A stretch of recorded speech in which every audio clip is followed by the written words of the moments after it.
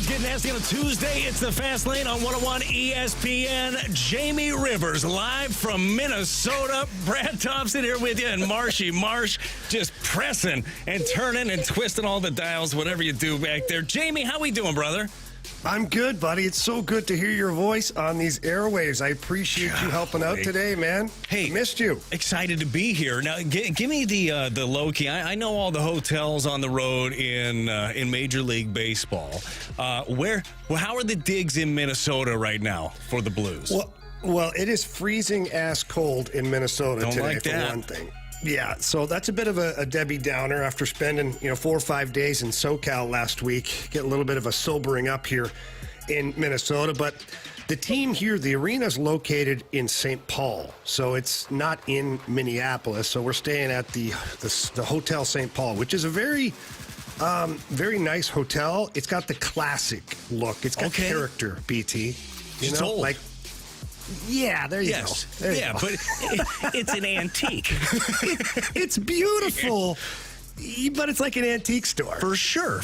Hopefully they change out the carpet every once in a while. We'll definitely get into the Blues, the wild ride that it has been. But I was a little bit jealous of you guys yesterday as you had some breaking news to talk about during the show. Jamie, the Cardinals added a huge addition in Sonny Gray. They got somebody near the top of their rotation that they needed. We talked plenty about adding Lance Lynn and adding Kyle Gibson and adding certainty. Well, you end up adding the guy that was second in the AL in the Cy Young in Sonny Gray. You bring him in on a 3-year deal, which is personally, I don't like pitchers being on 7, 8, 9-year deals at times. Maybe we'll get into this a little bit later. Maybe you talked about it yesterday, the article at The Athletic that had the top 10 worst contracts in baseball. I believe 6 or 7 of them were long-term deals for pitchers. So I like the addition, obviously, and we'll get into some of that a little bit more. But what was the overall reaction yesterday, Jamie? Because as I jumped on Twitter or X or whatever we're calling it nowadays, I think it's X technically. I mean, if Elon's going to pay $40 billion for it, might as well call it by the right name. But what was the overall from the listener base? What was the opinion? Well, I was a little perplexed, BT, because I don't think it was received all that well immediately. And why? I don't know. Like, Anthony and I went into it yesterday, and look, your rotation today as it sits, in my opinion, is better than what you had last year. And I'm not saying it's an ace. I'm not saying it's an ace rotation, but Sonny Gray was a Cy Young finalist this year. He's got swing and miss stuff. He wanted to be a Cardinal. You got some certainty in Lance Lynn and Kyle Gibson. Yeah, I don't know if people actually thought that Yamamoto is a thing, and it's to be determined because he hasn't signed anywhere yet, but I feel like that money's going to be quite astronomical for the Cardinals to shell out there. I was happy with Sonny Gray. Is there room to add another pitcher of some kind? Yeah, maybe another 2-3 from somewhere. Maybe there's a trade to be had. I mean, I wasn't upset. I want to get your take on it because you're the pitching guy. No, I loved it, and I guarantee we'll get a bunch of texts into the Air Comfort Service text line that say, "Oh, Brad loves it." That's a shock. I cannot believe that he liked the signing that the Cardinals had. But I do, man. I do for a multitude of reasons, and one is just the pitcher that you are bringing in. He is a guy. Is he Yamamoto? No, I don't know what Yamamoto is going to be. 25 years old. From all the reports and just watching video, he's got a chance to be fantastic. Don't know. I know what Sonny Gray is, though, and I know that this is a guy over the last 5 years from 2019 to 2023. He's got an ERA just north of 3. He's got an ERA plus of 138, and basically the ERA plus just standardizes everything, like league averages across the board, and the 38 part is that he's 38% above the average player. Just for a comp, Blake Snell during that same time, who Snell is probably looking at, Jamie, a 7-year, 8-year deal. His ERA plus during that is a 120, so 20% better than the average. We can find numbers that are going to make Snell a hell of a lot better than Sonny Gray. We'll find numbers that make Gray a lot better than Snell due to the fact that he throws strikes, and that's one of the biggest things with Snell. If the Cardinals added Blake Snell, would everybody be a lot happier than Sonny Gray? I just don't understand that overall concept. Now, I will with you. if I don't see the Cardinals going out there, and I could be wrong, and I'm happy to be wrong. I'm wrong all the time, every single day, usually at home. If I don't see them going out and spending more free agent money on the rotation, like that doesn't seem to equate at this point. They have added a lot there. And I believe that Mo said something to the effect of, and I'm paraphrasing, but hey, we'll see. You never know what might end up shaking out your way. Maybe that's one of those aforementioned trades that you were talking about. Still some big names out on the trade market. Glass now is still out there. Cease, obviously, we've talked about Bieber. But it looks like that they have their 5 set. And right now, having the certainty that is there, and then having guys that were thrust into your rotation last year that now serve as depth pieces or maybe battling it out for a spot in the bullpen, Jamie, I don't think that is a terrible place to be. No, I've said it yesterday. I took some heat on the Air Comfort Service text line for, liking the signing. Some people thought it was a great signing. So not everybody is seeing red over the Sonny Gray signing. But what I liked, BT, and you can correct me if I'm wrong here, but my overall feeling of the offseason so far for the Cardinals was more than just addressing like pitching arms. It was also addressing culture. And I don't know this to be true. I'm not in the clubhouse, don't know anything about the inner workings, but I do know that the clubhouse at times can be fragile. I'm not saying it was, but these guys coming in, I feel like Gibby's just a great guy. He's just that salt of the earth kind of dude that, stabilizes a clubhouse. Lance Lynn's not afraid to pet the cat the wrong way, be a little bit of sandpaper in there if needed. And Sonny Gray seems like a guy that he's not going to take guff from anybody. He's ready to compete every single day. Give him the ball. He doesn't care. And I feel like these signings were not only from adding pitching, but also helping the culture. No, I totally agree. And I think that is part of it. You're always looking to better your ball club when you're looking at, from the analytics side, things like that are not factored in. It's like, what's he gonna do in the room? Well, the room matters. As you know, Jamie, you spend most of your adult life in an NHL dressing room. Like that stuff matters, and it matters big time. I don't know if there's a team around the NHL that found that out recently. We'll talk about that later. That's what's trending. But there is absolutely something to it. And we talked about it when Lance Lynn signed specifically. Lance Lynn's a guy that'll spit in your sandwich, tell you to eat it, and you'll be like, I'll eat the sandwich, because he's just one of those guys. He is different. And I said it at the time with Lance specifically.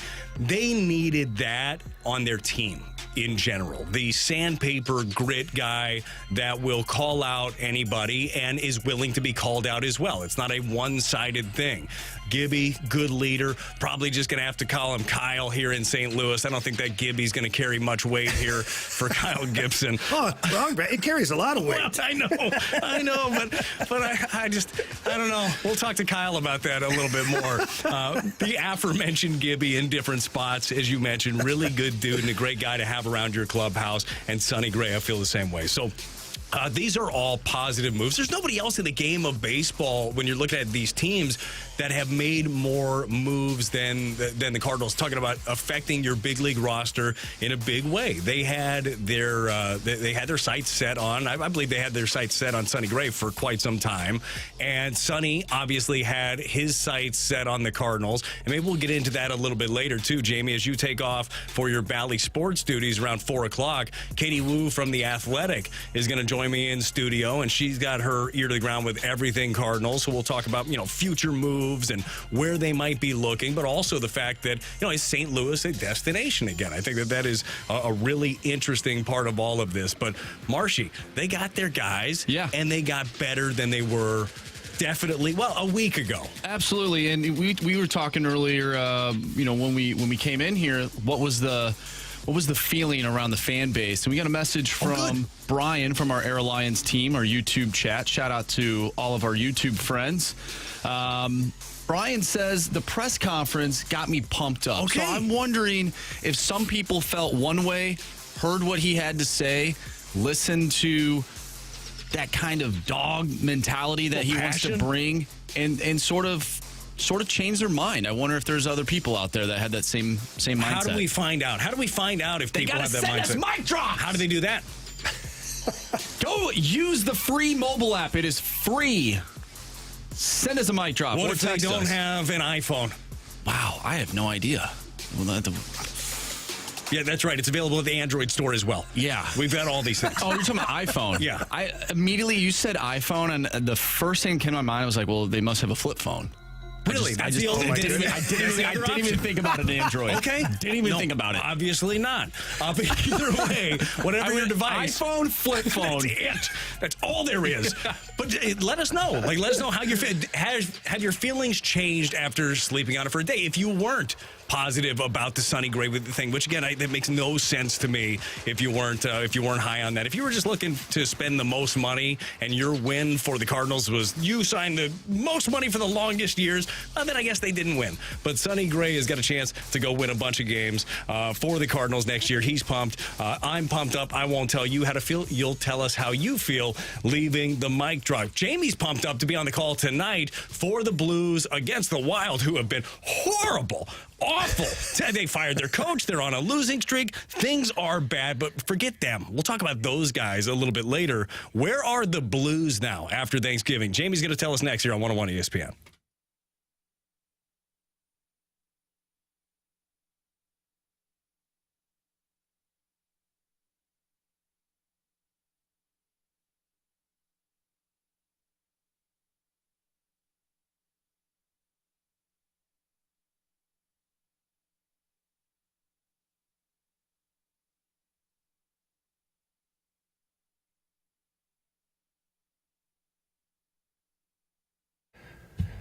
All right. Are you looking to sell your home? Maybe your home is currently sitting on the market. Maybe you have just a bunch of questions that you need answered. It's easy. Call Gloria Lou. She is the best in the business, and that's Gloria Lou with Your Home Sold Guaranteed Realty. And a lot of people right now, with holiday season upon us, they're wondering, should they put their home up for sale? Is it going to flop? Is it, so many question marks. Again, take that out of your life. Call Gloria Lou. She is the expert for a reason, and she also has the buyers. That's right, an exclusive database with thousands of buyers ready to purchase your home. Maybe it's multiple offers. Whatever it is, it's the highest dollar amount she's going to get, and that's going to do that for you. She also has certain options that are available. My favorite option is guaranteed sales. Why wouldn't it be? Guaranteed sales is awesome. That's where Gloria sits down with you and agrees upon the sale price for your home, and she'll get you that price, or she buys the house herself, and she guarantees that in handwriting. So please, without hesitation, pick up the phone, call Gloria Lou today. Tell her Jamie Rivers sent you in. That phone number is 314-325-6888. That's 314-325-6888. Or visit GloriaHasTheBuyers.com. Conditions do apply. Gloria and the seller must agree upon the price and possession date.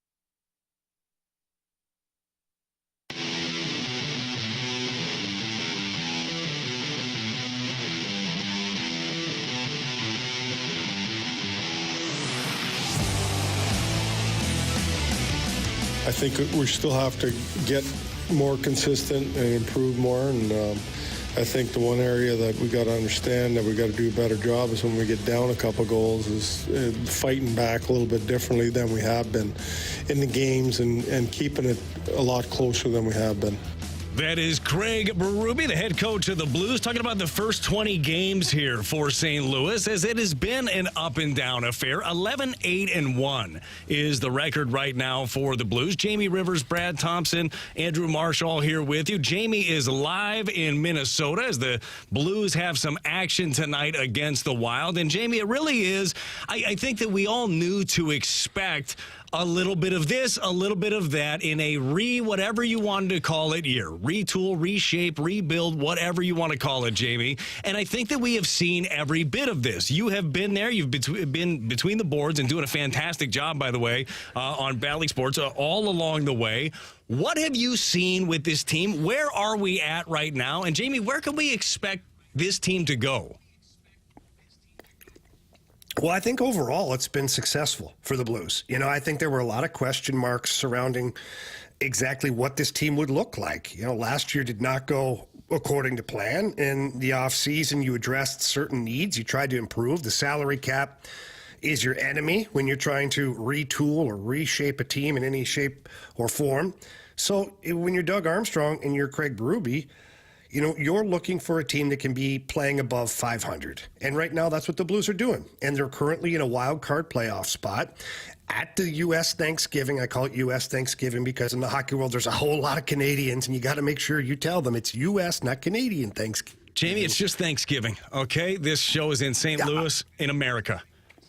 Thanksgiving. Well, Brad, you know, my mom is listening all the way up in Ottawa, Canada. You know what? Never mind. You know what? Canadian Thanksgiving, American Thanksgiving, there are differences, and I think that we should talk about them. When is Canadian Thanksgiving? It's in October. Yeah, of course mid-October. Yeah. So it would not make sense to base your season off of, I don't know, being 3 games into the NHL season. Sure. So after the real Thanksgiving, where do you think that we're at? Well played. No, I think the Blues are good. You're in a playoff spot. That's what you wanted to be. You want to be a competitive team. Ultimately, Doug Armstrong wanted this team to be, you know, top 3 in their division. He said, I think 3rd place in our division is attainable. And they sit 3 points behind the Winnipeg Jets right now, equal amount of games played. So it's right there. It's within reach. And this team has won 3 of their last 4. They're playing a Minnesota Wild team tonight that, boy, it hasn't gone swimmingly for them so far this year, so much so that they fired their coach. They fired their coach yesterday afternoon. I think at 3:30 or 4:30 in the afternoon. They got a brand new head coach in here today. He's trying to organize everything. And BT, you know this as well as anybody. Like when you get a new coach or a new manager in, like that first game or two, there's a certain push from that team because they're upset that a coach got fired, and everybody's trying to impress the new guy right away. You always feel like this is your new lease on life, like we get another shot at it here. It's a brand new start. So this Minnesota Wild team, although they've underperformed, you know, this could be a handful for the Blues tonight. They've got some pretty good players. They certainly haven't played up to standard. They're minus 20 on the goal differential. So keeping the puck out of their net has not been something easy to do. And the Blues got to make sure that they apply that pressure and get a lot of pucks to the net. Jamie, isn't this something that we've seen throughout the year with the Blues? Again, in a topsy-turvy year where they do find themselves in a position, as you mentioned, first in the wild card, a position that you would absolutely take. But don't you believe that it doesn't really matter who the Blues are playing on a given night? It matters about them getting to their game, or at least figuring out what their game is. We saw this a couple of weeks ago with the Sharks. I'm like, they're going to go play the Sharks. They're going to kill the Sharks. And then Stalter's in here cheering the next day because San Jose laid the wood. So, like, is it less of who you are playing and falling into these traps, or this is a great opponent, and being more focused on what they need to be doing shift in and shift out? Yeah, absolutely. I mean, to your point, it's not who you play, it's how you play. And I think that is going to be even more important this year for the Blues because, let's be honest, they have some really talented players. But you don't have the high-end guy like the McKinnon or the McDavid or the Austin Matthews, guys like that can just kind of turn a game on its head with 3 shifts and scoring 2 or 3 goals. You've got some offensive depth here. But stylistically, for the Blues, it's how you play the game day in and day out that matters. And we know that if the Blues don't get the forecheck going early in a game, if they're not pushing towards the opposition's end early in the game, then it can turn on them. I mean, look at the games that they've lost where they haven't established their game early. They end up giving away goals. And once they get behind, Craig Berube talks about it, this team has not had a lot of pushback when they're down a goal or two. The only game where they were able to come back and even win was the Arizona Coyotes game, where the lead changes were all over the place that game. It was whoever touches the puck last was going to win. But the other night against Nashville, the wheels fell off early, and you could just kind of see, the air come out of the tire, so to speak, and you can't have that. You have to stick to what your game plan is. You have to stick to being competitive, and I think that's the biggest thing with this year's Blues team is that if you're going to be competitive in the standings, you have to make sure that you're competitive every single shift that you're playing. Jamie, now I do wonder this, okay? You got a couple things going. You laid it out perfectly. A team, after they fire their head coach or their manager, that team, generally, there's something. It's like that dog, right before it's time to go, all of a sudden is just fine. We're just running around the backyard. Everything's good. Good to go now. No need to take me to the park. I'm good. I am good. And then I was like, you're not, but okay. We'll see. We'll see what's going on. It's an odd story, Brad. Well, I got one of those going on right now. And then we've got that's the unstoppable force. The immovable object to me is Dad's trip, okay? The Blues don't lose during Dad's trip. Since the inception, I believe JR had this at his piece at The Athletic, 8-1-1 is the record. They got a different kind of swag when Dad's in town. Well, it's fun, too. These dads have been awesome. So much fun to sit and talk with these guys and hang out. But BT, think about it. If the Cardinals way back when had all their dads at the game, as a youngster, you playing college, whatever it is, when your dad's in the crowd, there's just something different about it. You don't want to turn around and go off the ice or off the field and your dad's sitting there, just the old dad, arms just crossed, stoic, shaking his head at you. Yeah. So I think that the guys are really pumped up. They want to play really well in front of the dads. And the record speaks for itself because those games, 8-1-1, have not been all tap-ins. They've been some tough games along the way. And I think it's an interesting streak. But when you sit back and think about it, it kind of makes sense because you want to play good in front of your dad. And when he's sitting there staring at you on the plane, on the bus, or whatever it is in your room that night, you want to make sure you can have some fun. I would love to just be a fly on the wall in the suite with all the dads of the back and forth and how much coaching is going on. I guarantee you that they're coaching their kids from up in the booth because most of them probably have done it for a really long time. I love the idea. I love the dad trip, love the mom's trip. I love having family involved, and obviously it's something that this team has responded really well to. Jamie, you were talking about just sticking to the game, and that's what they have to do, and there are some moving parts. What do you think about the moving parts recently in the lineup here for the Blues? Jake Neighbours playing a huge role. Doesn't look like he's ready to move. Kyrou has bounced around. We'll get into these two a little bit more specifically a little bit later in the show. But how do you feel about the combination, especially in the top six? Well, I like it. Obviously, it'd be a fool not to. They responded pretty well in Chicago in that game, albeit it's the Blackhawks where there's a lot of stuff going on over there right now. And, we'll see how that shakes out. Keep your sticks on the ice. That's the thing. Yeah, you got to keep them at least at the arena. That's correct. And, they've got young scoring guy in Connor Bedard who's tough to contain. But Another I like scorer on that team, too, I believe.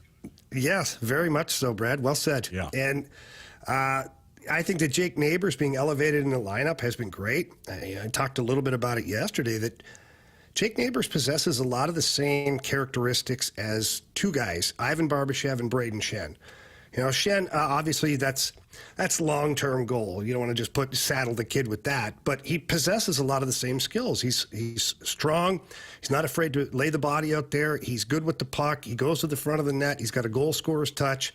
A lot of these things translate to being able to create offense in today's NHL, and he's put with two guys that are extremely talented, in Buchnevich and Thomas, and so that line really clicking well the other night. And the other lines right now, some of them are still a work in progress because it doesn't just happen overnight, but I think that overall you've got some pretty good balance, and it goes all the way down to your fourth line, your identity line, you call it, and it kind of seems like whoever you circulate through there everybody's just fine. And I think the big reason is that because you always have Oscar Sundqvist. He's kind of like the pillar of that identity line. And the other pieces you kind of mix and match. But top to bottom, they looked really good in Chicago the other night. Tonight will be a test because the Wild are going to be looking to bounce out of their slump here. And they're going to be trying to impress a new head coach. And they're at home. So it's going to be a big test. He's Jamie Rivers, Brad Thompson, Andrew Mars here with you in the Fast Lane. You can catch Jamie tonight on the call. It's the Wild, it's the Blues, and Jamie will break it all down for you. Then we'll break down a lot more Blues in the next couple of hours. But coming up next, who are the Cardinals chasing in the NL Central? If you say everybody, you're not wrong, technically, from the standings, but we'll get a little bit more into it. What are all these other teams in the Central doing? What do we expect specifically the Cubs? And I know Jamie's got a little insight on that. That's next on 101 ESPN.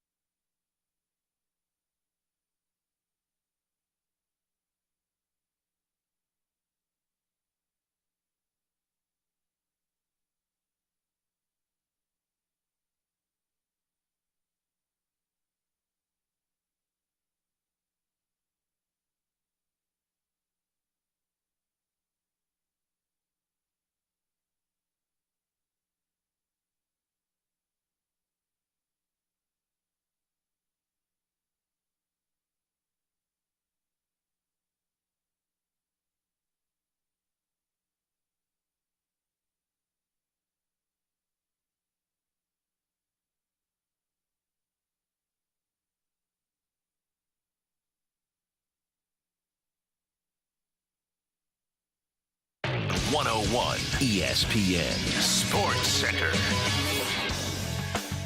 I'm Andrew Marsh. It's time for a Sports Center update driven by Johnny Londoff Chevrolet and Johnny Londoff Autoplex. We just got done talking about the Blues. They'll take on the Wild tonight in Minnesota. Pregame starts at 6 o'clock. Puck drop is at 7. You can catch all the action right here on 101 ESPN. We'll speak with Joe Vitale at 5:30 leading up to Blues pregame, so stay tuned for that. And Katie Woo of The Athletic will join us at 4 o'clock to talk Sonny Gray and some Cardinals baseball.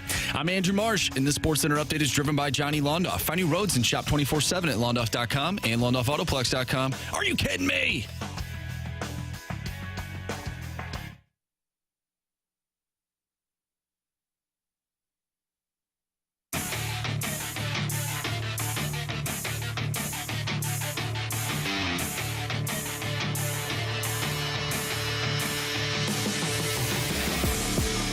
Did the Cards make the most expensive moves? No, but we all knew they weren't going to. Did they surprise all of us? Yes, with Sonny Gray and the other two old guys. Now we just got to see what's going to happen next. I mean, well, they're doing better than last year when they said the payroll was going to go up, and then they didn't spend any money, so they're way ahead. Let's just see where this takes us, guys. It's better than nothing.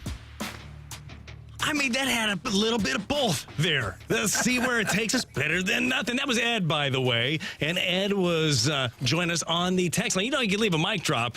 Marshy broke it down for you perfectly earlier. If you have a flip phone, going to be tougher. But if you have an iPhone or an Android, we have an app. The app is totally free. Download it. Leave us a mic drop. We'd love to hear your mic drops throughout the show regarding Sonny Gray. Do you think people still have flip phones? Yeah, for sure. Really? I saw the other day, I was walking around Best Buy. Kids, Best Buy is a store where you can actually go inside it and you can look at things. And before you even purchase online, you'd be like, maybe I want that. Anyways, I was there for something specific.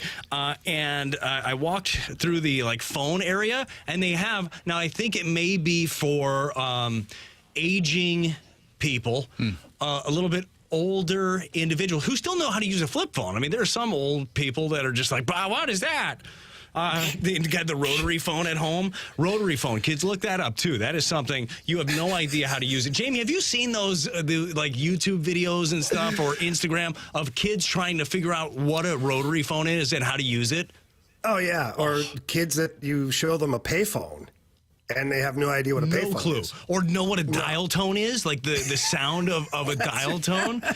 It is incredible. Yeah, but I saw these big flip phones for older people. Now, I don't think that you could download the app on these things, but throughout the show, whatever we're talking about, if you want your opinion to be heard, there's a good chance that we will play it. So leave us those mic drops on the 101 ESPN app. The question was, off the top, Jamie, who are the Cardinals chasing in the Central? Jamie, if you went by the numbers, the answer would be...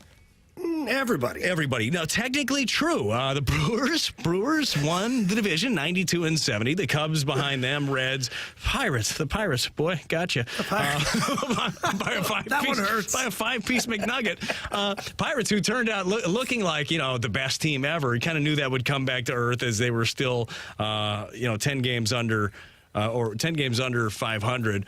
Or somewhere around there, whatever they were. It didn't end up being the best year, but awful year, as we all know, for the Cardinals. The question that I pose, Jamie, as we've talked plenty about the moves that the Cardinals have made, we will speculate about moves that they will continue to make. My guess would be next stop bullpen, I would think, for the Cardinals, as you're solidifying some of your pitching.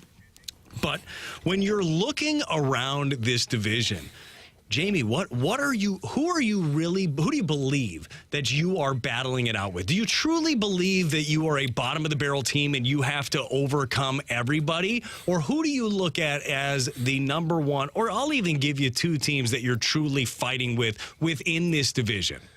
Yeah, so for me, quite honestly, it comes down to one team, because I throw the Brewers into this mix, but they've lost their manager. Their pitching staff is depleted from what it once was, and they don't have a whole lot of pop in their lineup. So I don't feel like that's such a juggernaut team. The one I'm looking at is Chicago Cubs. Like, this is the team that made some big moves. The biggest move they've made so far is hiring a new manager and giving him buku bucks, a lot of money to run the ship. And BT, I mean, I don't see many teams that give managers that much money unless they're ready to put a team around him at the same time. Oh, it's a great point. The only reason, by the way, I think you haven't seen too many teams give a manager that much money because no manager in baseball has ever made that much money. 5 years, $40 million deal to bring Craig Counsell over. So, yeah, they must have looked at him and just said, okay, well, this is the guy that gets you over the hump. My question is for the Cubs, though. And the Cubs, look, they are in the rumors for Yamamoto. I've heard Ohtani. They're in the rumors for these different pieces. You've heard both. Get them both. Package deal. We were talking about this last week. Anthony and I, you used to be able to have like that little league thing where you could bring a friend with you. It's like, all right, well, you're going to skip the next draft pick. You know that, right? But yes, bring the 2 best players along. They're welcome. Give you a little Chicago deal, a little Midwest discount. Those Illinois taxes are great. So I do think that it's really interesting who they're rumored around. But remember, 2 of their best players from a year ago are free agents currently also. So you still have to fill the Bellinger hole, which you could potentially fill with Bellinger. Like, that could be him. Then what? Marcus Stroman, your number 2 behind Justin Steele. After that rotation, obviously, or honestly, I think it's very questionable as well. Jameson Taillon, good a few years ago with the Pirates. Not exactly sure what Taillon is going to be. You've got, Hendricks, who's over the hill at this point, with all due respect. Not that it stops teams in the Central to bring back old guys, but he's old guy not effective. Okay, I think it's a little bit different when it comes to him. Yeah, they've got Jordan Wicks. They've got Javier Assad currently penciled in to their rotation, who, by the way, I like Assad. I like having that swing guy around, but nobody is really scaring you there. The big question when it comes to the Cubs is how much are they truly willing to spend when it comes down to it? Because, yeah, you make the great point about paying for the manager. I really just don't know. Are they comfortable approaching that like $300 million number that it might take to get a couple of these different guys? Because if they don't, or even if they just like replace the holes that they have, even if they get Shohei Ohtani, okay? If they pick Shohei Ohtani up, bring back the rest of your roster, that does not make them a World Series team. You need more. Yeah. Yeah, but for me, I circle back to the obvious, at least for me, is you spent historical money on a manager. Like, who in their right mind would go and do that and then not give that guy some players? And I know that adding an Ohtani would be great. Certainly, it'd be phenomenal. But to your point, like, that's not all that the Cubs need. I mean, if Ohtani was pitching next year, boy, he checks a couple of boxes for you as an ace and then also a big bat in the middle of your lineup. But next year, he's potentially just going to be the big bat in your lineup. So I don't know. I just circle back to the ownership giving a lot of money to a manager. And then I feel like to make that manager successful, like, you got to give him a team. Here's an interesting text from the 636 and talking about what team that the Cardinals are chasing. You know, who do they need to beat? What team could beat them? I don't know if this is snarky or not. It probably is. I'd look out for the Cardinals in the NL Central. The Cards have done a great job at beating themselves in past seasons. Now, I think that's a little snarky, but I think there is a point there, though, that how far is this team off? Are they getting beat by other teams in their division, or are they just simply beating themselves and they can course correct some of those things and be back to where they were a few years ago? I would say, again, total fairness and total honesty. Last year's team was not very good. Mm-hmm. Like, you look at what you're rolling out at the end of the year, that wasn't a major league product. Now, you did so because midway through you weren't playing well. You traded off a lot of different pieces. You had some injuries. You had to call some guys up. But last year, you went in with a couple, again, paraphrasing what Mo was talking about last year, but made some bets, right? Made some bets on some outfielders, really making that step forward. That's Tyler O'Neill, that's Dylan Carlson. Those bets didn't really pay out last year. Made some bets on your rotation. Jack Flaherty being among them, Matz being among them. Those bets didn't really pan out for you. So this year, they decided to, instead of putting all of their money in the, hey, let's hope this rotation holds up category, they said, hey, let's go and get stability ability. Let's go and get guys that have taken the ball, that have provided innings, and by the way, have provided good innings too. It's not just, I know there was plenty of what about quality? These guys have given you quality throughout their career too. You are at a point with Kyle Gibson, and I know this has been talked about a lot. Yeah, Kyle Gibson and Miles Michaelis each led their respective league in hits allowed. Not exactly ideal. Lance Lynn, as we all know,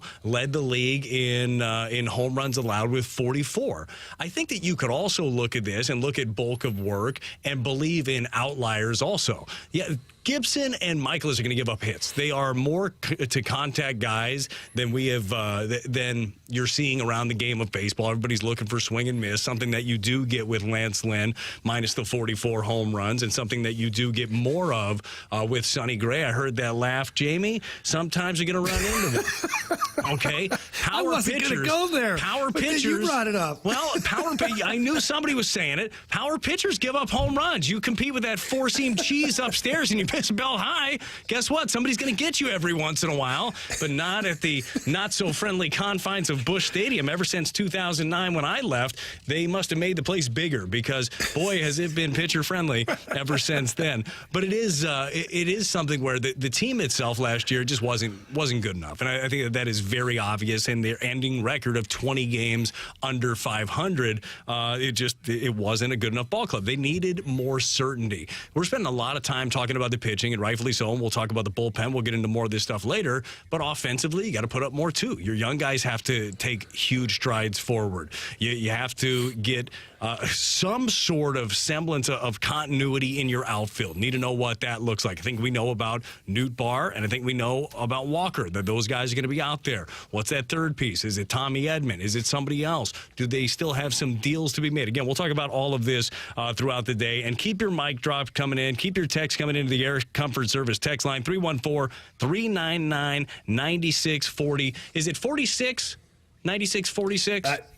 9646. Okay, because yes. typo on this thing, Marshy. 9646 is the text line. I did that earlier. That's not Marshy's fault. I have fat fingers.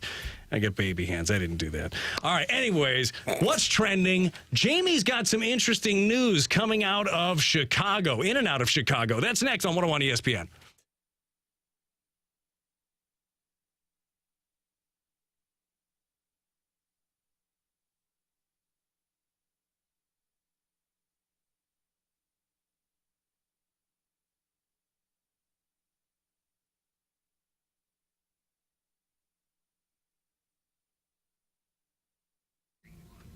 Well, it is getting cold outside, but don't worry. FanDuel is keeping it red hot. They are America's #1 sports book for several reasons. They got so many great promotions all the time. And right now, if you're a new customer, you'll get $150 in bonus bets with any winning $5 money line bet. So what that means is, BT, listen up. You get $150, and all your team has to do is win. Don't worry about the spread or any of those other numbers. Your team just has to win. Sounds easy. It is easy. We've been doing that all the time with our Pick'em Challenge against the Riz Show. We're killing them just by picking winners. It is free money they're giving you over at FanDuel. Take advantage of it. All you have to do is go to FanDuel.com/fast. FanDuel.com/fast. That is where you kick off the NFL season. That is where you get your bonus bets. That's where you pick your winner and you go at it. And after you do that, you'll have all the money to play with your spreads, player props, the over-unders,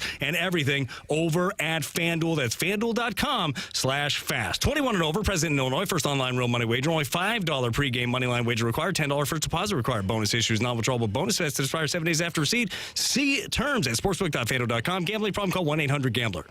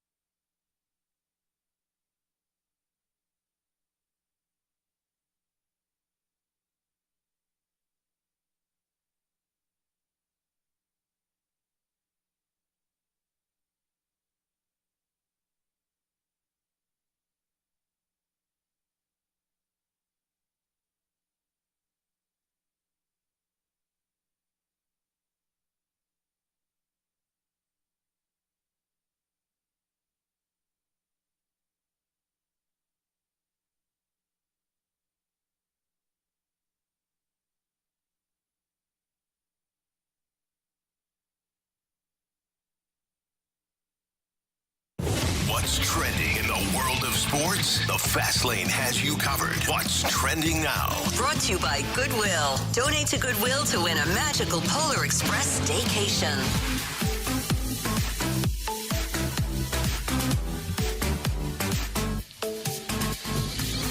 Welcome back to the Fast Lane here on 101 ESPN. Brad Thompson, Jamie Rivers, I'm Andrew Marsh, and it's time for What's Trending.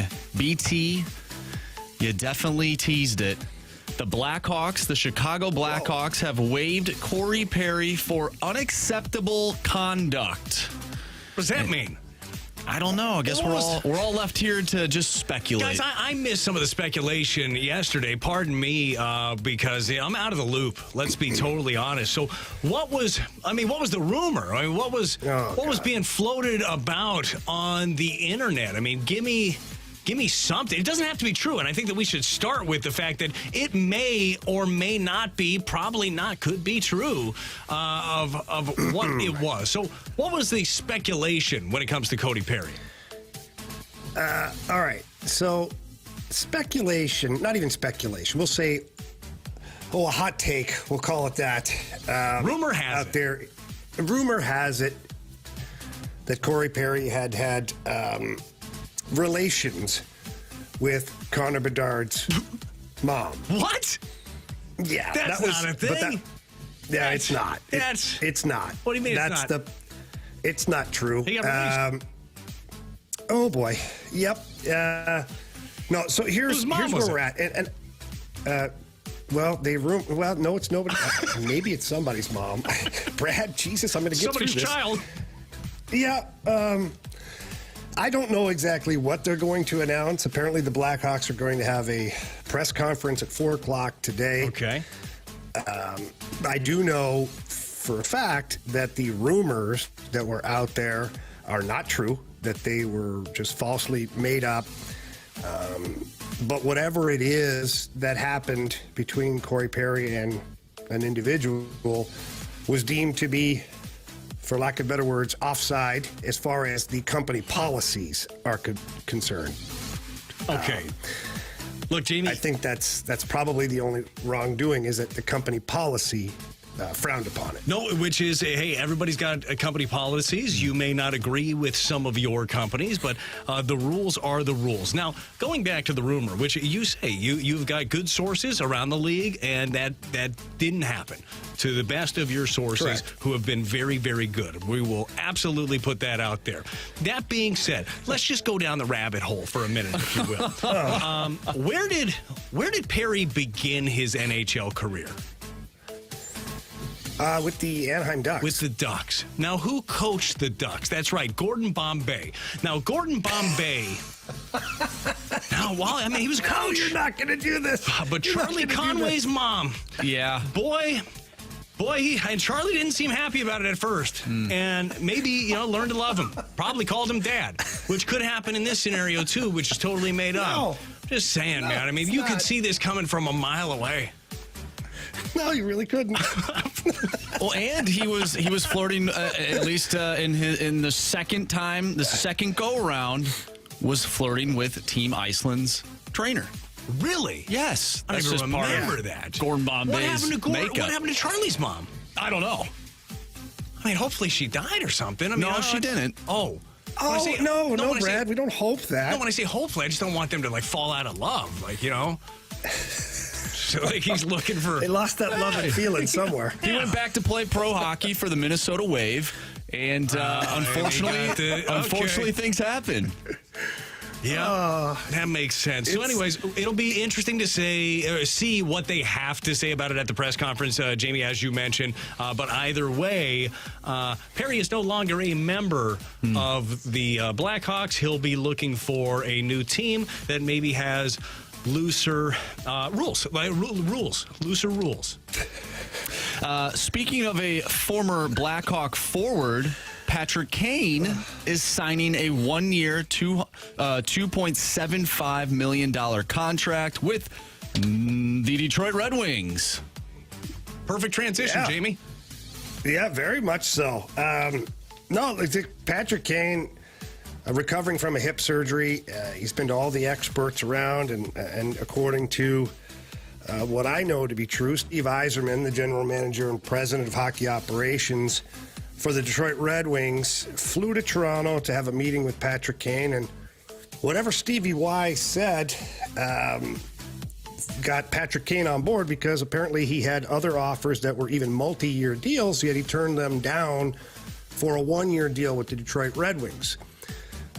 That team's playing pretty well this year. They find themselves in a playoff spot right now. They've got a couple of really good players, a couple of really good young players.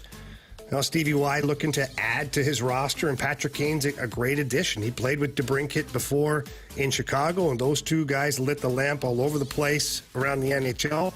So who's to say it won't happen again for the Red Wings? I think it's a great signing. I think it's a low-risk signing for the Red Wings. Jamie, sliding it back to Connor Bedard's mom for a second. Just had a interesting thought. choice of words. The rumor, again, as we were talking about off the top, in all seriousness, okay, there is, I'd say, a decent amount of trash talking that happens on the ice in the league. The rumor is false, as you mentioned. That being said, that stops no one from that being the thing that you talk about all the time in passing. How could that affect a young player like Connor Bedard? Again, all seriousness, that is going to be number one chirp left and right. Yeah, I'm actually less worried about the chirps from around the league. I really am. I'm more worried about Connor Bedard from a social standpoint within his own locker room and with the media and social media and things like that. Like, guys can chirp, and the guys are going to know it's not true. Now, can you spin it a certain way and just be like, hey, yeah, I would have too? Like, spin just the to make him news? sound, Is that what you're saying? Just spin it to where, it's not really, hey, I heard about your mom and Corey Perry, even though, because everybody knows or will know that that's false. But it could be spun a certain way, be like, hey, yeah, I would too, And it's like, hey, whoa, it's my mom here. But I'm just, Anybody this is a young 18... He's an 18-year-old phenomenon who has cameras in his face every single day so far this season, and now he's got cameras in his face for everything but hockey, and that can be damaging to a young kid. And which he did nothing to deserve. Like, that's the thing. 100%. That's why I don't like the rumor being out there. I don't like that somebody put it out in the universe, because the kid's got enough going on right now. He doesn't need to be dealing with that. Well, I like the fact that you actually fact-checked it for us, Jamie. And again, this is in all seriousness. Jamie, who has plenty of connections around the league, they have said absolutely in no way, shape, or form is that rumor between Cody Perry and Connor Bedard's mother. Is that true? And we did get a text from the 636. I know we like the joke, but I hope this doesn't become a big distraction for Connor Perry. Bedard. Oh, boy. Either way. There it is. Not true. Not true. Didn't happen. It's not true. No, I mean, it's fun. Not going to read any more texts like that if you have them. Not going to read it. 314-399-9646. That is the Air Comfort Service text line if you want to get involved. All right, coming up next, Jamie had mentioned this a little bit earlier in regards to the Cardinals.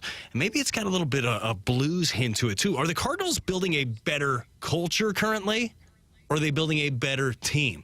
Does the answer fall in the middle? We'll find out next on 101 ESPN.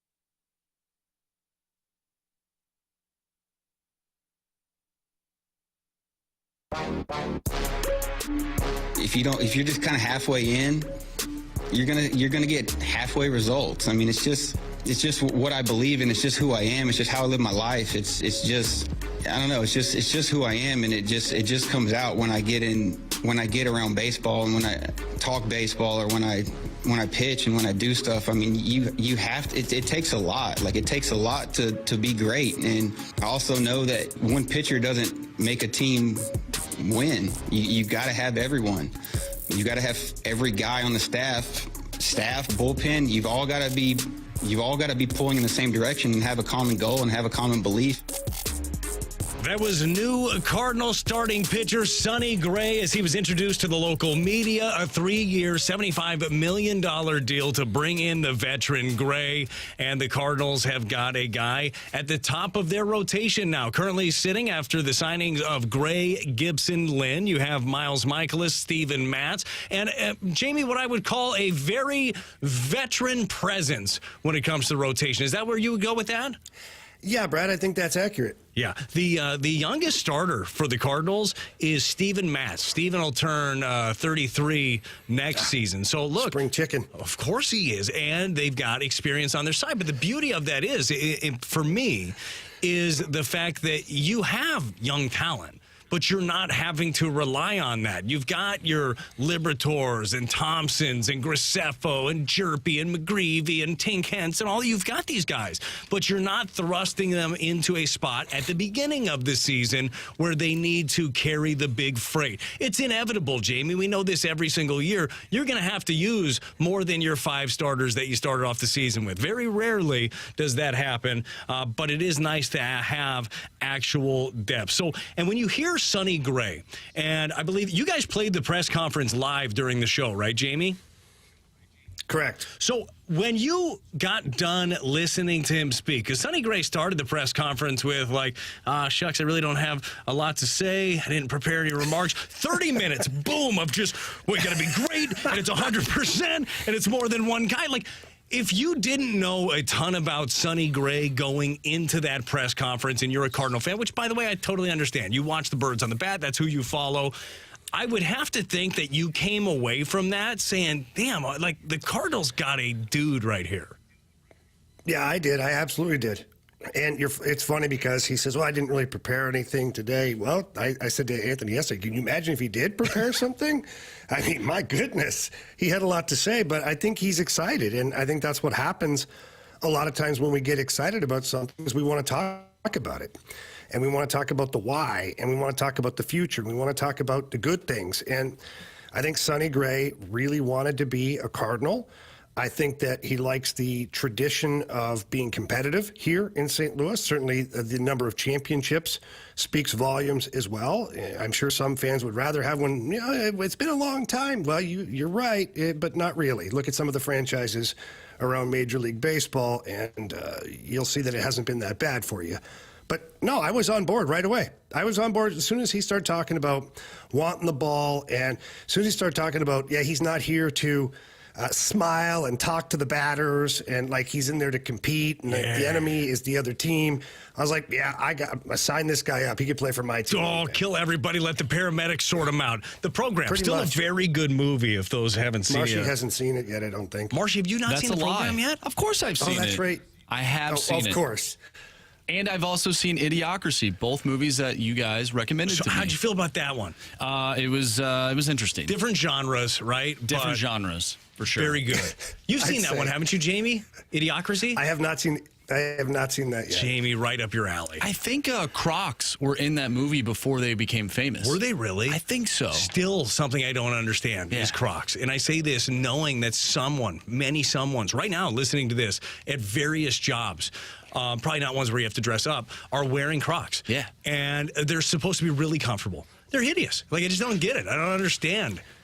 Probably not going to get a Crocs. I met the guys. I met the guys who started Crocs. Were they Crocs? Met them through. What's that? Were they drunk? No, it almost started as a bit of a joke.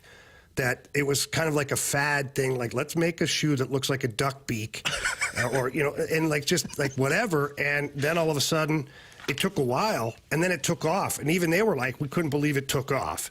And now they're like, basically swimming in hundreds all day long because a piece of rubber with a mold that they made out of kind of a joke is now so popular. Oh, man. Well, where are we going to start this horrible idea that we think's a joke and then go We've had at a lot of horrible ideas. We just haven't made money for them yet. You know what? My kids a year ago, Jamie, from a family member, got a 3D printer. Now, it took an entire year for that family member to come back into town and hook it up. So then that just happened recently. So this 3D printer has been going like for the last couple of days, and it's like unreal what these things do. I'm going to come up with a stupid idea on that thing. We're going to sell it as a joke, and then it's going to take off, and we're going to be loaded. We're going to have a couple of bourbons, and we're going to come up with the dumbest idea, and hopefully we'll make money off it. Yes, and again, real quick, text. We're going to get into the culture thing in a second, but text to the Air Comfort Service text line. BT, have you seen Hoosiers yet? I have not. I have not seen Hoosiers yet. That's on me. Wow. Before spring training starts, I will watch Hoosiers. That was a running joke a couple years ago. Joke's on me. Still haven't seen it. By the way, Idiocracy came out in 2006, and everyone in the movie wears Crocs because they were cheap, and the film's producers thought they were too horrible looking to ever become popular.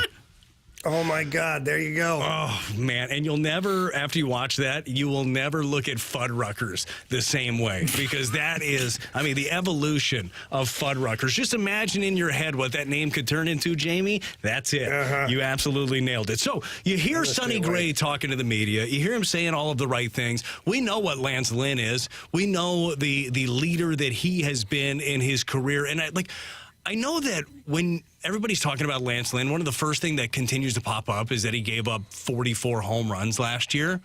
Do you consider, Jamie, the Dodgers to be an intelligent organization? Oh, yeah, I do. I really do. They traded for him. They wanted him to be there for the innings that he could provide and for the experience that he has and for the leadership abilities that are there last year. Did it work out exactly like they planned it with the 4 home runs in that one inning in the play? No, not exactly. But they're like a smart organization that brought in this guy, and you bring him in as well, and a culture changer. Same thing with Gibson. I think especially on the heels, Jamie, of 2 years in a row where you're losing your best leaders. You lose Yachty 2 years ago. You lose Waino now.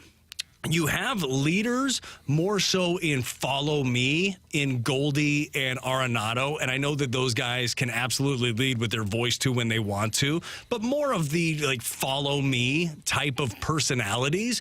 I think that you bring in more vocal personalities here, and you help yourself in the room, which through a 162 game season means a lot, and you obviously help yourself on paper and on the field.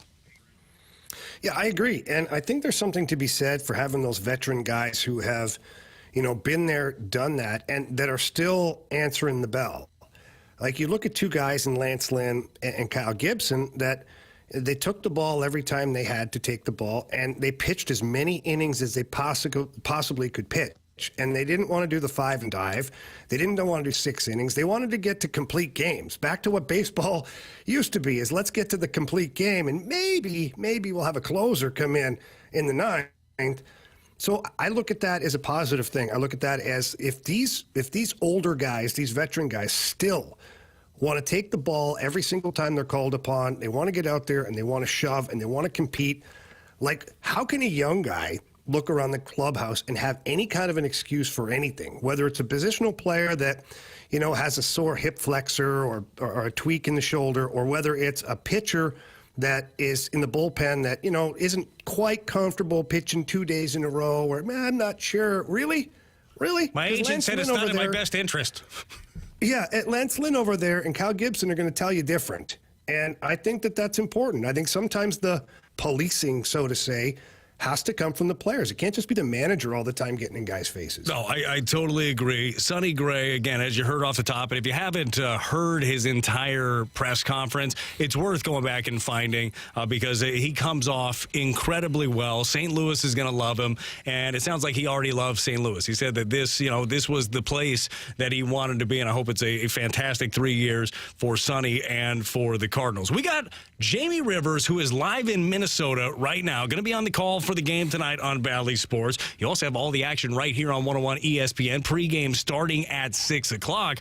But I bet you got some Blues questions, don't you? It's been an up and down year. It's been some great stuff, been some, I don't know, stuff. Maybe you've got a random question that we haven't even talked about that you would love to hear about. That's where the Blues cues come in. Your Blues questions. Text them in to the Air Comfort Service text line, 314-399-9646. You can always leave us a mic drop on that 101 ESPN app as well. Blues Cues is next.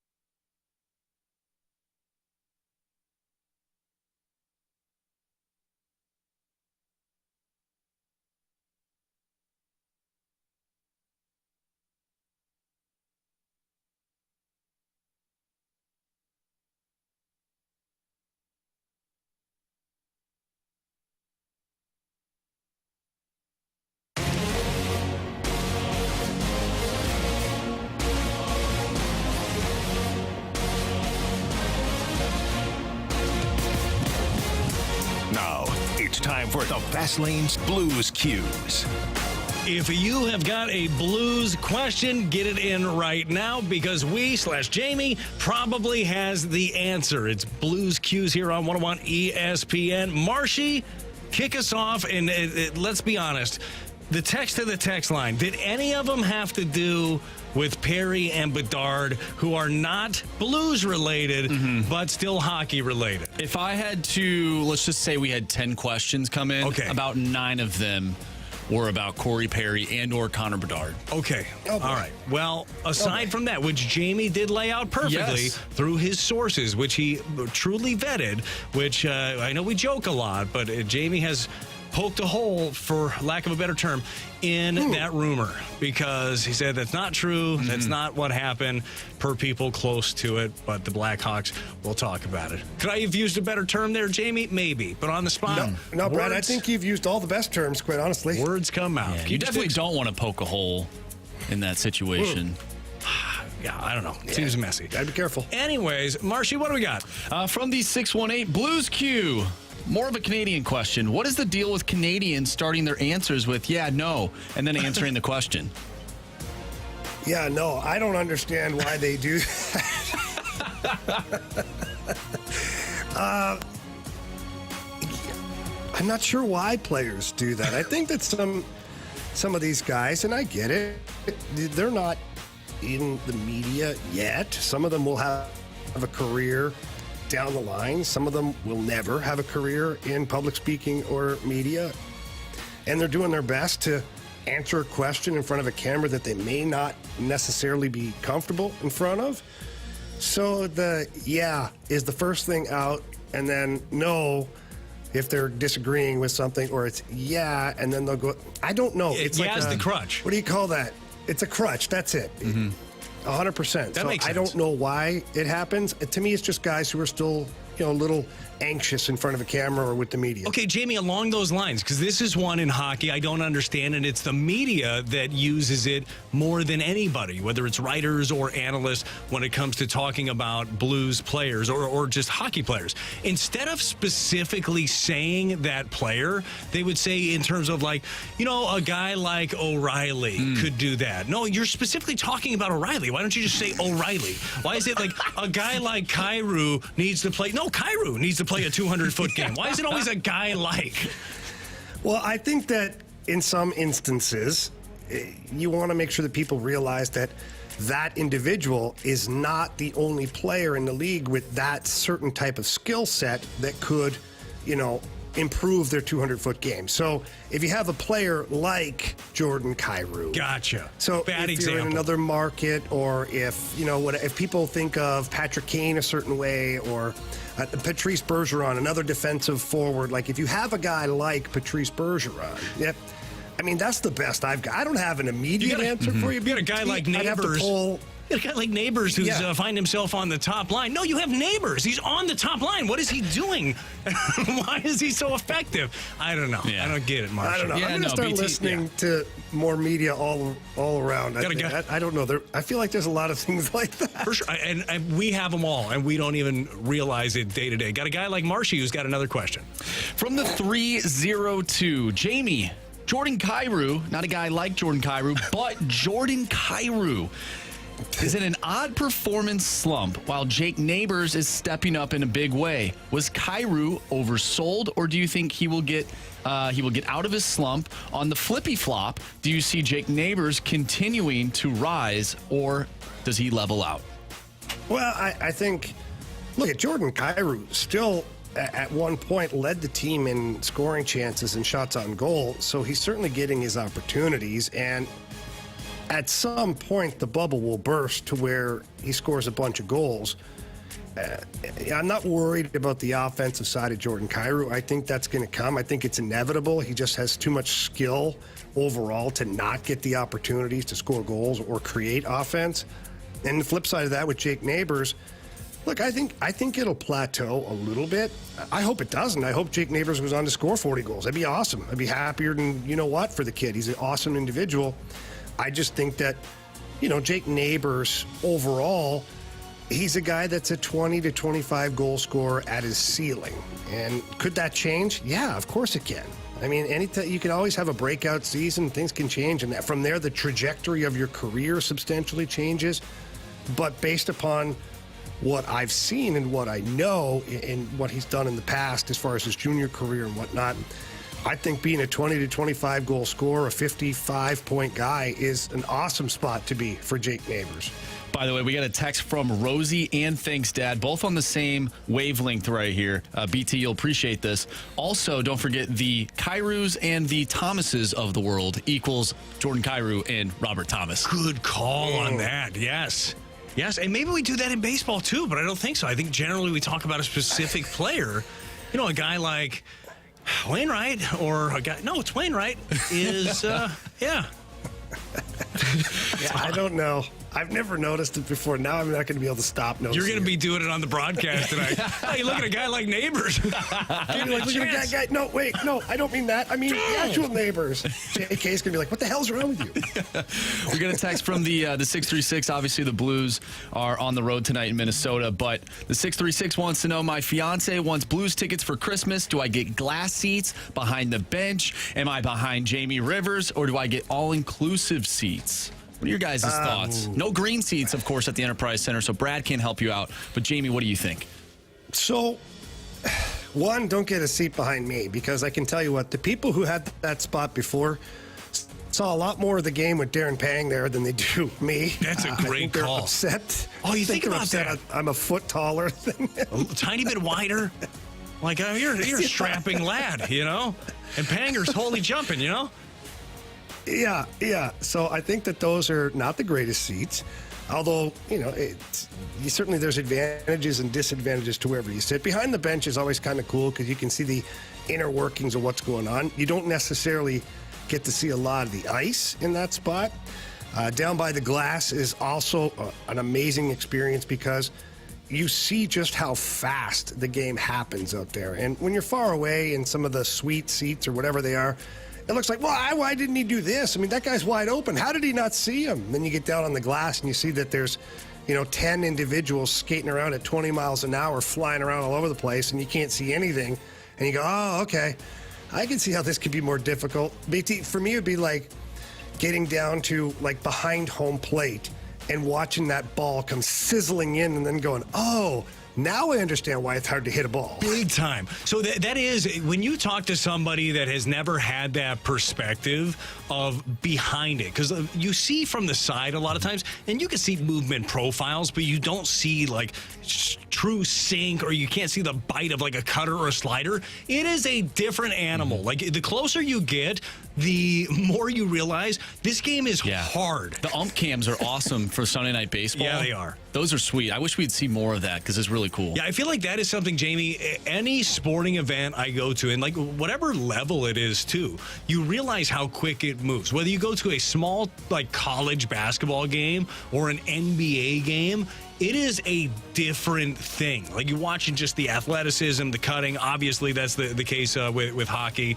I would like to be as close to the action. Do I have this? Can I be as close to the action as possible, yet still all-inclusive drinks? Is kind of what I'm looking for. And food, They fine. do have that. Yeah, they I want do have those. a couple of the clubs that are located underneath. They have those tickets where you get glass seats. Yeah, and put them on the and then glass. you That's can what those kinda- tickets are called.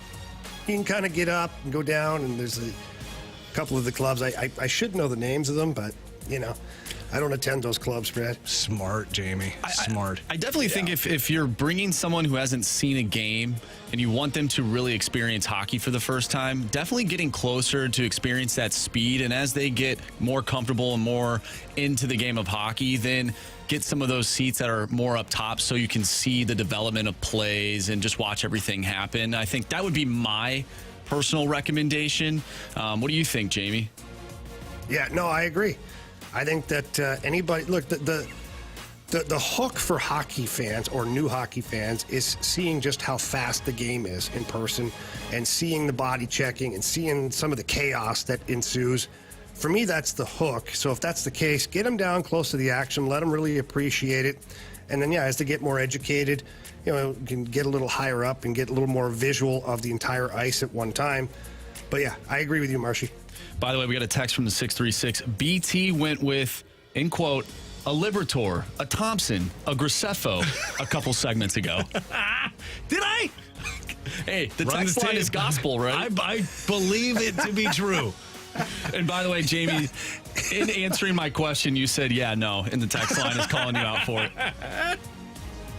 It's hard. I hate this. This talking for a living is difficult. You got a guy like Jamie who's on the broadcast tonight for Valley Sports against the Wild. You got a guy like Marshy who's doing it all behind there. He's talking, adding to the show, and pressing every right button. And a guy like BT who's just filling in for the day. And all three of us, our expertise is football. That's right. It's NFL stock market. Buy, sell, hold. Next on 101.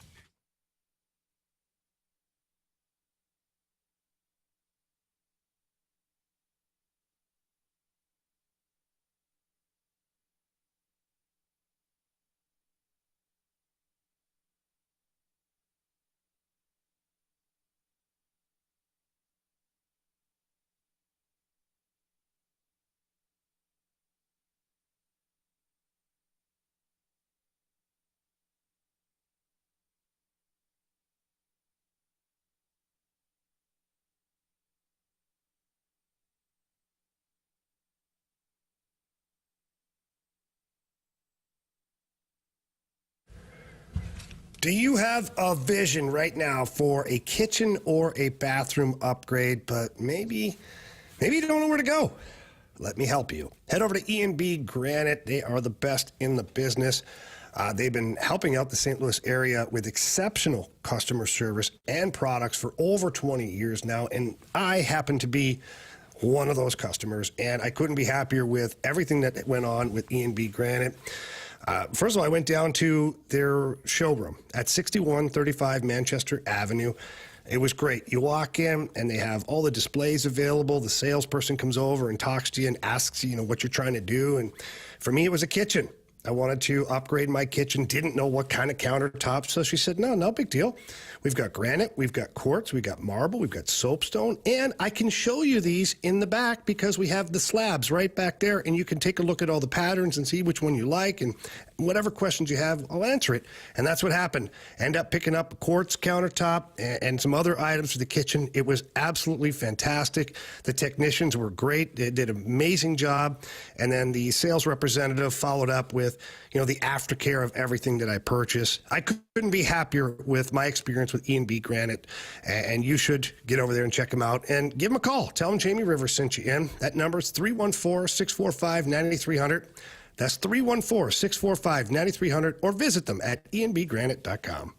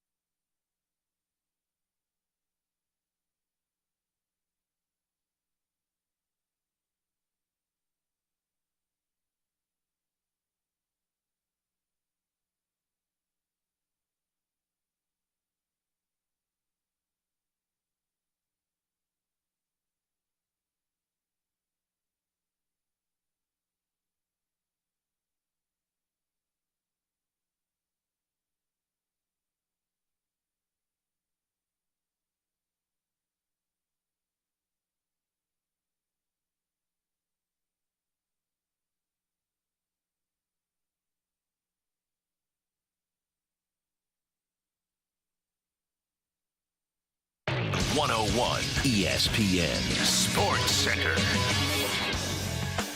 I'm Andrew Marsh. It's time for a Sports Center update brought to you by Saliga Heating and Cooling. We just did our Blues Qs. The Blues are taking on the Wild tonight in Minnesota. Pregame starts at 6 o'clock. Puck drop is at 7.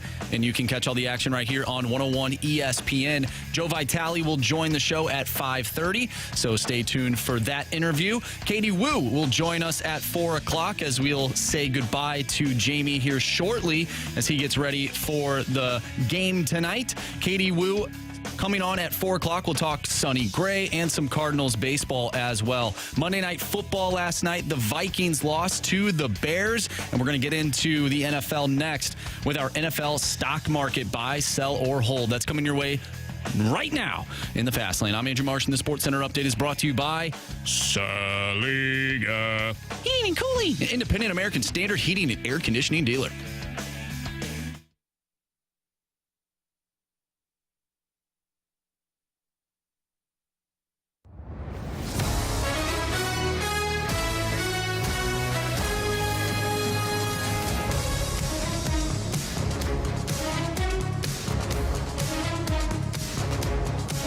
Jamie Rivers, Andrew Marsh, Brad Thompson here with you in the Fast Lane on 101 ESPN. We've been breaking down a little bit of everything, but it is now time for your favorite game. It's the NFL stock market. You buy, you sell, you hold. Apparently, we are not allowed to sell every single one of these teams. Marshy, is there a specific theme to this one today? Yeah, today we are doing the NFC in the hunt. So teams that are in the hunt.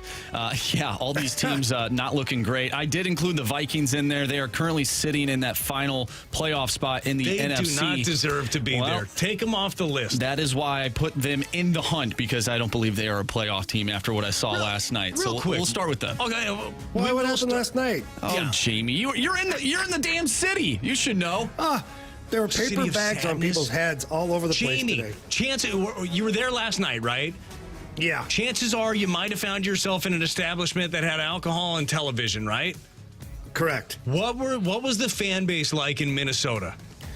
A lot of F-bombs. Yes. A lot of embarrassed, a lot of ticked off. This team's garbage. We're never going to do anything.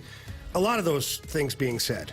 I liken it, Marshy, to we were on the road, and I forget what year this was, but we were in Pittsburgh, and it was during the NFL offseason, I believe, but it was when Ben Roethlisberger got into his motorcycle accident, and the whole city was like, we're done.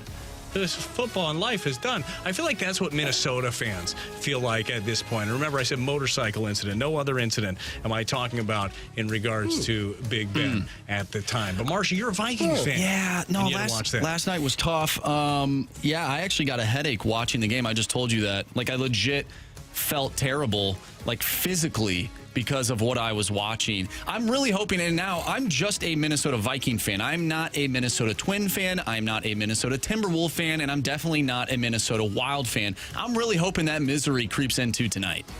All right, so let's start with this. Buy, sell, or hold. And I want to give it to you, the Vikings fan. I want you to have the floor here for your team. I'm going to hold. I'm going to hold on the Vikings. Josh Dobbs looked like, as Anthony called him, the best quarterback in the world 2 weeks ago. Since then, not great. 4 interceptions last night. I'm not even sure if he will even be the starter coming out of the bye week. Jaron Hall could be that guy. He had one good drive before getting injured against Anthony's Falcons. So I don't really know what they're going to do at the quarterback position, but they are getting Justin Jefferson back, and I feel like that will go a long way for this team. So I'm going to hold on them for now. I don't want to buy them just because I know what this fan base has gone through in the past and, missing the playoffs or losing in the first round. So I'm going to hold on my Vikings for right now just because I don't know what they're going to do at the quarterback position. Yeah, I'm going to do the same. I'm going to hold. And the reason I'm holding is even though that was hot garbage that I witnessed last night, they're still in a conference that allows them to still be sitting in a playoff spot. And when you look throughout the conference, the NFC South is clearly just hot garbage, top to bottom. So I feel like the Vikings, even if they can pull their socks up for a couple of games here, still give themselves the best chance out of any of those other teams to get into or limp into the playoffs, rather. So I'm going to hold. I am a victim of recency bias, and I am selling. You lose to the Bears, who, by the way, you want to talk about disgusting. Four interceptions. Terrible. 0 touchdowns for the Bears. Like, that's hard to do. I think that whole Justin Fields conversation, I think that's a pretty easy one to have at the end of the season, but we're not talking about them. We're talking about the Vikings. And Marshy, I am selling your Vikings. I'm not selling all the Vikings fans. I know there's many of you on the text line that weigh in, 314-399-9646, but I'm selling. By the way, we got a text from Marsh's burner. The problem is Anthony gave Josh Dobbs praise, ruined the poor guy's career. Yeah, you get Anthony's seal of approval. Does he get the kiss of death a lot? And he put the Vikings at number 10 in his Stalter stack up, which is a curse. But you know what? In fairness, Marshy, he warned you. He warned you. He did that on purpose. You made him mad. You made him mad, and he said, guess what? Just for that, I'm putting the Vikings 10th on my Stalter stack up. And every 10 team that he's put in there has gone to have horrible success the following week. They have. And they have not won a game since they lost to the Broncos, who are playing well right now. But still, it's the Broncos. I think you should win that game. And then, of course, they lost last night to the Bears, who are a terrible football team. So, I don't know what to think right now. Let's move on to another NFC North team, though. The Green Bay Packers are also in the hunt right now. Are you buying, selling, or holding on Green Bay? I'm selling. I don't believe anything that I saw last week. Jordan Love has been an adventure, we'll call it that, throughout this season, and I don't see it. Maybe I'm wrong. I mean, it's possible. But I'm selling on the Green Bay Packers. And I am buying on the Packers, and I'm only buying, again, due to the atrocity which is their division, and the fact that in Jordan Love, it's impossible to know what you truly have, but you do have a guy that has sat behind a veteran for a couple of years. He does know the offense. A very good game for him. 3 touchdowns, didn't have a pick against Detroit. I thought Detroit was going to beat their brakes off, and didn't end up happening. Now, we see outlier games all the time, but I will go recency bias here, and I will be buying the Packers. Yeah, the Packers, I mean, big win this past week against Jamie's Lions, so maybe they can gain some momentum. I'm going to hold on the Packers. I think right now, there's the 3 teams right here that I'm going to hold. Other teams I'm going to sell, so spoiler alert on that. But I'll hold on the Packers for right now because they made a push last year, even with Aaron Rodgers not having his best year. They were in a spot to make the playoffs. And I think in this division, but in this conference, any one of these teams could make a run at the end of the year. Let's go with the Los Angeles Rams, who picked up a victory this past week. Buy, sell, or hold? Boy, the NFC sucks. I mean, this is... Yeah, it does. When you look at, like, the Falcons at 5-6, just firmly planted up in there. They're looking pretty good. I'm gonna have to hold with the Rams at this point. Now, the Rams, at last recollection, they are fine, and I guess nobody at this point of the season is truly, in fact healthy, but they're pretty good to go, right? Is Cooper Kupp beat up again? No, he plays. So, look, I think that when you got Stafford back, you got Cooper Kupp, I think you've got yourself a chance offensively. I still believe in the offensive mind at the top. So I will hold on the Rams. I sure can't buy it. Yeah, I want to sell so bad, but to BT's point with this conference just being an absolute disaster, like anything is possible for these teams that are, 5-6, 6-6, even 4-7 in the NFC South. Like the Buccaneers aren't out of it yet. So if they're not, the Rams aren't. So I'm going to hold on the Rams. I'm going to sell the Rams. I know they've won 2 in a row, but they beat the Seahawks, who haven't been playing all that well. They beat the Cardinals, who are not that great. They'll take on the Browns next week. I don't know what to expect from the Browns, if their defense will win them that game. No idea. But then they take on the Ravens, and they have the 49ers at the end of the year. In between that, Commanders, Saints, Giants, all winnable games. But I don't believe that this team can really put it together and at the end of the year be a playoff team. So I'm going to sell on the Rams. You know what I think, Marshy? I think that since this has been going on, I believe, every Tuesday throughout the season, we need some sort of checks and balances to hold us accountable. You know, we can't be having people in the stock market just buying and selling with your money without knowing if we're winning or losing. That'll be a thing next year. Don't know how exactly to quantify that. But that is your stock market, buy, sell, or hold. Maybe there's a player you're buying right now on the Blues. Maybe he's on the top line. Maybe there's a player, if he had stock, maybe he'd be selling it. Too bad. He's got a big contract. Are we supposed to be more excited about Jake Neighbours right now, or are you more concerned about Kyrou, or is the answer, like it usually is, somewhere in the middle? Jamie's going to tell you next on 101.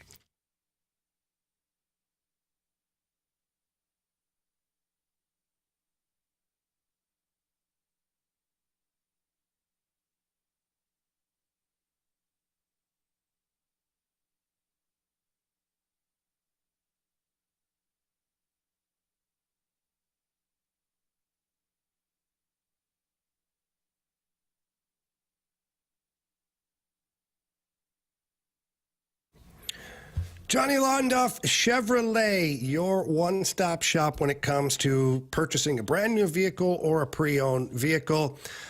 Just visit Londoff Chevrolet for huge savings all month long. You can start off by visiting them at londoff.com 24/7, and you can check out their inventory. It's all marked through there. They've got two fantastic locations now. The original location in Florissant, Missouri, and the brand new Londoff Autoplex, located out in St. Peters off Highway 70. Both locations are fantastic. And we want to talk pre-owned inventory. How about a 2021 Buick Encore, 41,000 miles, $22,157. A 2020 Ford Escape, $22,578. How about a Subaru Legacy 2018 limited edition, $19,876. Plus financing as low as 1.9% for well-qualified buyers. Are you kidding me? That's right. Great inventory available, including a whole stock of 2024 Chevy Trax that are arriving daily. So please stop by either location. Please tell them that Jamie Rivers sent you in. If you can't get there in person, please visit them online at londoff.com or londoffautoplex.com. Are you kidding me? Johnny Londoff Chevrolet.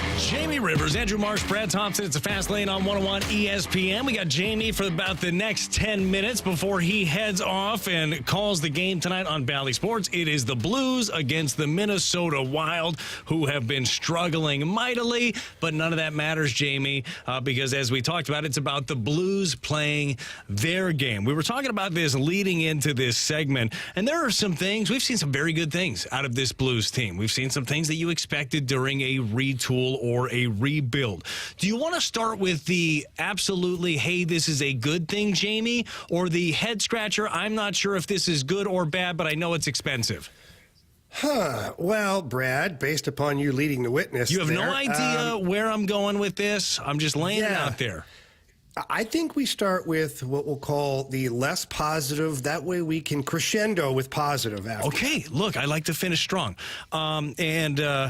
Jamie, as you know, I'm a positive person, and I believe that Jordan Kyrou is a positive player. This is a guy, he did lead you with goals last year, right? Was it 37 did he have last year? Yes. Now, on pace this year for 16, I believe the number is. Not quite as good, but a player like him with his scoring ability can turn on quickly, and all of a sudden these numbers turn on their head. Like, we all know that that is there. My question with Jordan Kyrou, there's a couple of them I have for you, actually. But one of them, do you think that his lack of goal scoring specifically right now, Jamie, has to do with the fact that he's paying so much attention to trying to be that complete NHL 200-foot player that Craig Berube wants? Yeah, no, I don't find those to be connected. That's what I said. That's why I threw it out there, so you could just take it and slam it. Yeah. Well, I'm glad you did that. It's not good then. No, look, Jordan Kyrou's 200-foot game has evolved. It really has. There's a number of times this season where I've been impressed with the way he's back-checked, how he's pursued loose pucks, how he's played defense in the defensive zone. His game is ever evolving, and that's going to happen for a young player in general, but specifically a young, completely offensive-minded player. It's going to take a while to get to where you need to be. But I'm not worried about Jordan Kyrou overall. He still generates some of the most opportunities in a game of any Blues player. He's always got the ability to get wide, use his speed, get a shot on net. He plays on your power play. A couple of times this year, he's had 8, 9, 10 shots on goal. He's had 12 attempts on net. I would be more worried if he was generating absolutely nothing. Sure. And he'd become some kind of a defensive-minded guy that you're just like, whoa, this is completely out of character for this player, and it's affecting him because you can see that he won't go anywhere except play defense. That's not happening with Jordan Kyrou. I think that there's some compete issues there. I think that when I say issues, I mean consistency, to where playing a 200-foot game or just playing in the NHL overall is a tough thing to do night in and night out. And I think that Jordan Kyrou is continuously evolving into the player that he wants to be. But I'm not worried about the offense. I do feel like that's going to come. Jamie, is there, and maybe you don't have to have a comp. I always hate those questions. Like, who's the comp for this guy? But is there a guy like the type of player around the league where you look at him, it's like, all the dude does is score, but we have the pieces around that we can make up for what he lacks on the other end. Like, I wonder if there are some times where you just let a guy, it's like, boy, this guy, he's crap at this other side, but hot damn, is he good at this? Let's just let him go do this. Like, go be great and go just score. Don't think about the other stuff. Well, look, if you ask Craig Berube, he's not going to give you the truth when it comes to this. And I say that because he doesn't want his player to ever hear, like, it's okay to be average defensively as long as you're scoring me 30, 40 goals a season. Right. I mean, you'll never hear that come out of a coach's mouth. But we all know there's players every night that we watch on TV that are having massive impacts on their team that aren't really 200-foot players. Cody Perry. I go back to Brett Hull, one of the greatest goal scorers of all time. And look, Hully knew when to compete. He knew when to shut it down. Heck, he could kill penalties. He could do anything you asked of him, but he preferred to just score goals.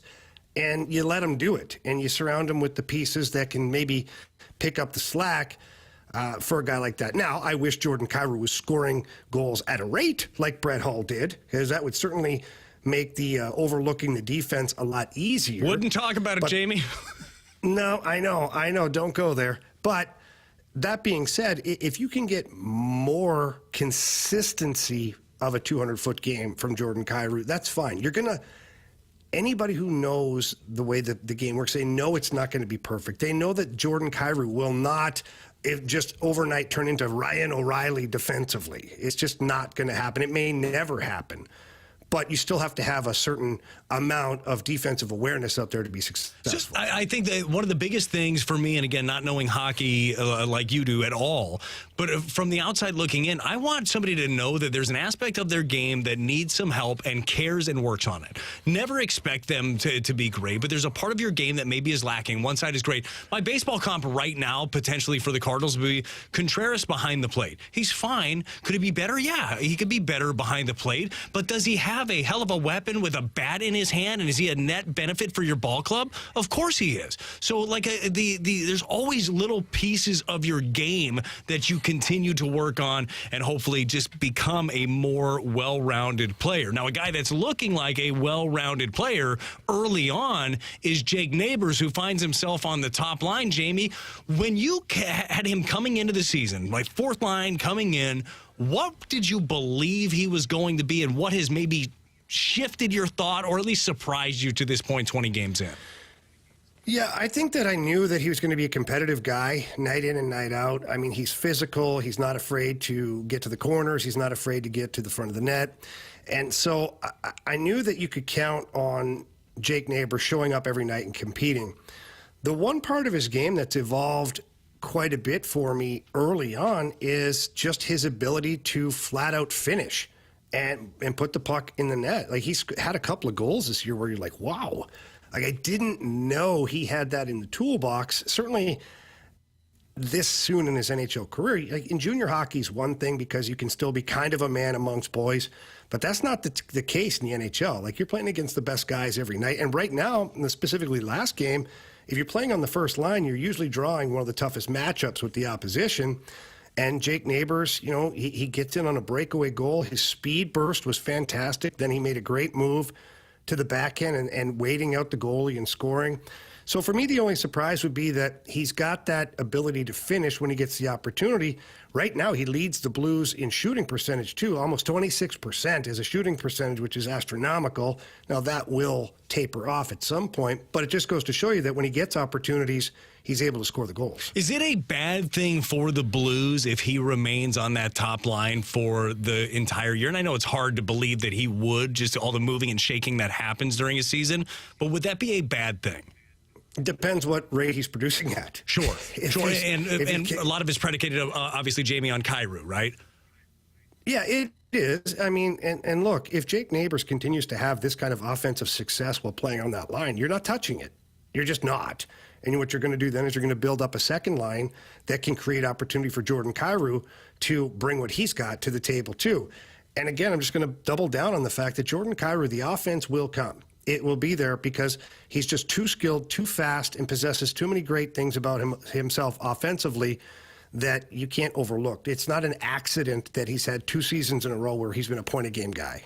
He's Jamie Rivers. He's got a bus to catch. He's got to get to the rink because he is on the action on Valley Sports tonight. Again, you can hear all the action right here on 101 ESPN. You've got the pregame starting at 6 o'clock heading into the game against the Wild. Jamie, great stuff today. Go call a great one. Hopefully bring us home a winner. Not that you need to do anything. It is Dad's trip. They're just going to win anyhow.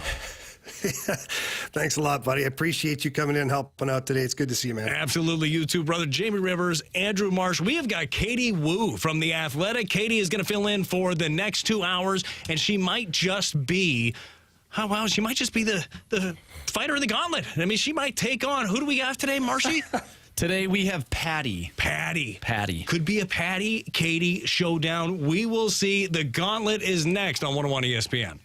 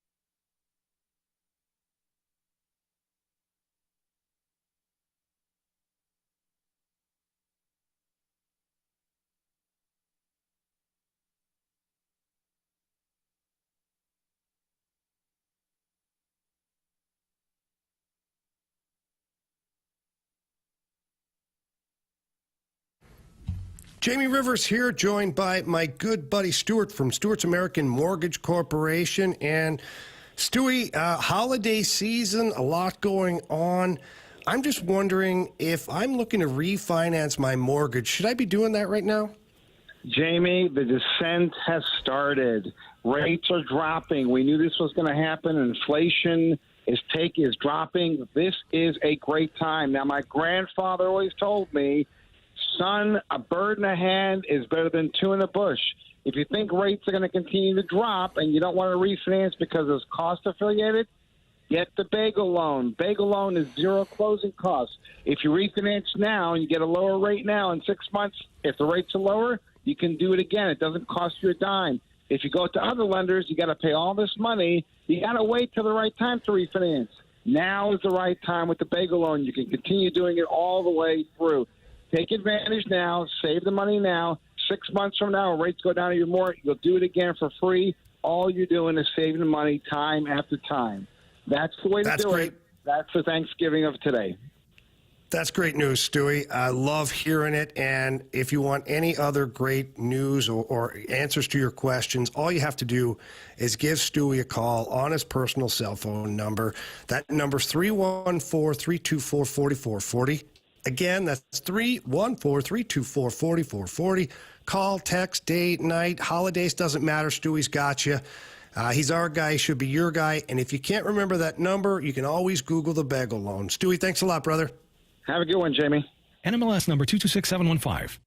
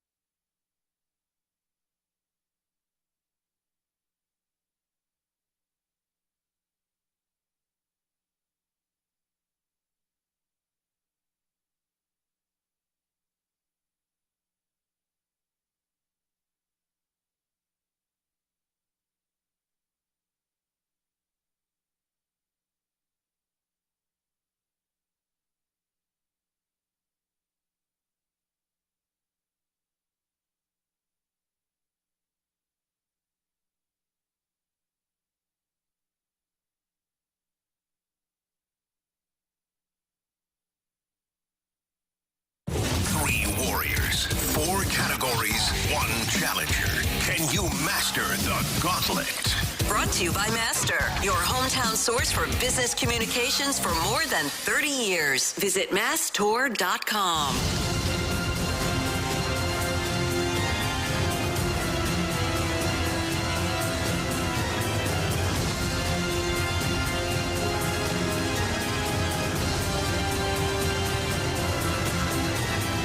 Welcome back to the Fast Lane on 101 ESPN alongside Andrew Marsh. You might be thinking Jamie Rivers, he's here. No, he's not. He was for the first 2 hours. Now he's got work to do tonight on TV as he'll be on the call against the Wild on Bally Sports. So we have, coming to the rescue, Katie Wu from The Athletic. Katie, what's going on? Surprise, surprise, Brad. You're back in town? I thought you were in the Bay Area. I'm all over the place. Of course you are. But no place I'd rather be than here with you, reunited again. It has been way too long. I appreciate you lying to my face, but thank you for being here. We're going to have some fun. We'll talk plenty of Cardinal baseball, obviously, in the second half of the show, but we have business to attend to, okay? You have never done the Gauntlet, is that correct? You've never been in this? That is very true. I mean, there's a lot going on. And we have Patty, who is returning. Patty, how are we doing today? I'm good. You're good? Are you confident? I hope so. I mean, it's interesting because 2 people are out, so we'll see how it goes. I know. And 2 random minds are in. Yeah, Katie could be a hockey savant. I'm you not. have no idea. I'm not, Patty. I could be able to break down soccer. Also not great in hockey, so. Okay, fair enough. So, Marshy, do I understand that Patty picked her category yesterday? So what was that category? So Patty, in the first round, she chose random. So she will pick a new category today, and the random wheel will spin either UBT or Katie, and that will be her opponent. Oh, it is on. All right, Patty, tell Marshy to spin that wheel. No, she's got to pick her category first. Pick that category. You tell Marshy what it is. Oh, you can spin the wheel first if you want, and then I can pick. I'm stupid. I don't come here enough. Guy, football. Football. Did she say baseball? She said No, football. I definitely did not. I'm No. panicking already. Okay, football it is. Now you tell Marshy to spin that wheel. Spin the wheel. I'm hoping for you, Brad. I was Fingers rooting crossed for you. Brad. Like I missed her football. Oh, it is going to be BT. I love my life. You're going to be great. All right, but then you're in charge of this show now, too. You're going to have to talk more. You and Marshy And here are the together. All questions. right. I am out of here. I am going to the silence room. There's no snacks in there, no nothing, but I will be back. Patty, best of luck. Thanks. All right, Patty, you know the drill. You have 4 questions. For those that may be listening to the Gauntlet for the first time, if you answer the question correctly without using the options, you get 2 points. If you have to use the options and you get it correctly, you get 1. And of course, if you do not get it right, you get 0 points. Are you ready for question number 1? Yes. All right, question number 1. Category is football. Mac Jones, Bryce Young, and which other quarterback have thrown a league-leading 3 pick-sixes this season? Ooh, options. Options are Daniel Jones, Derek Carr, or Sam Howell.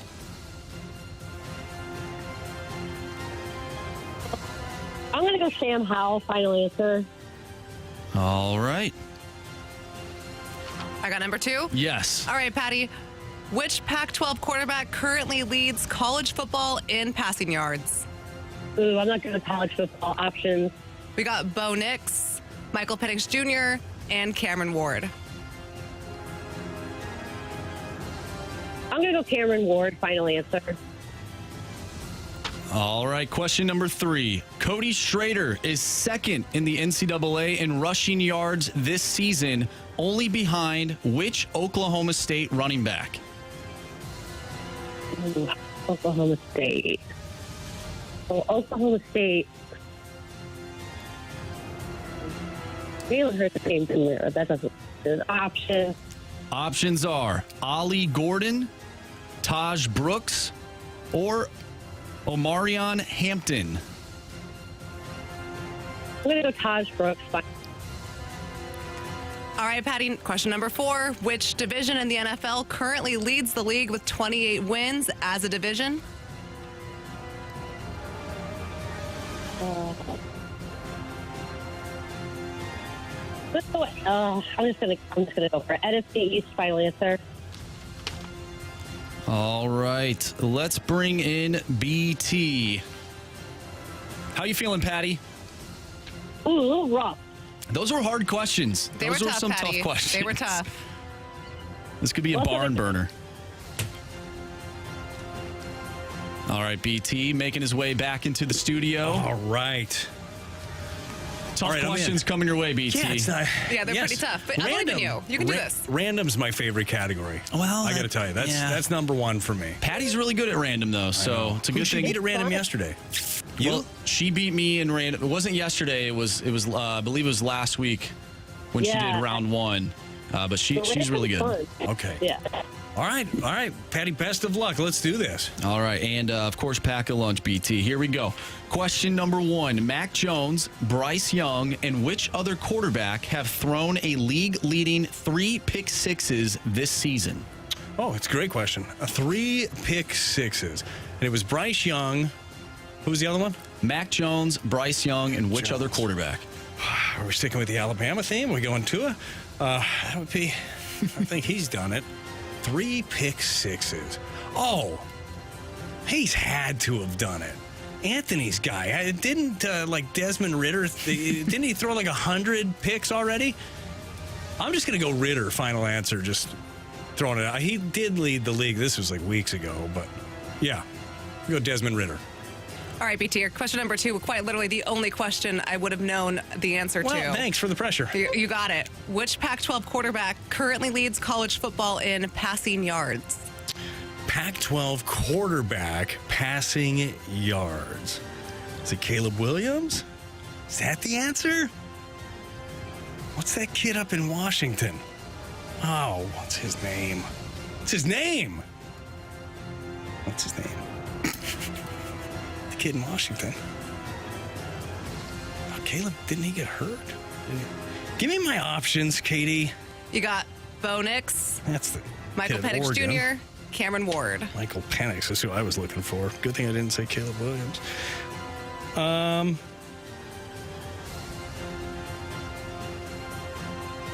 Give me Bo Nix, final answer. Katie's judging me as I answer it currently. I would never judge you. He does live at times on the West Coast. Just saying.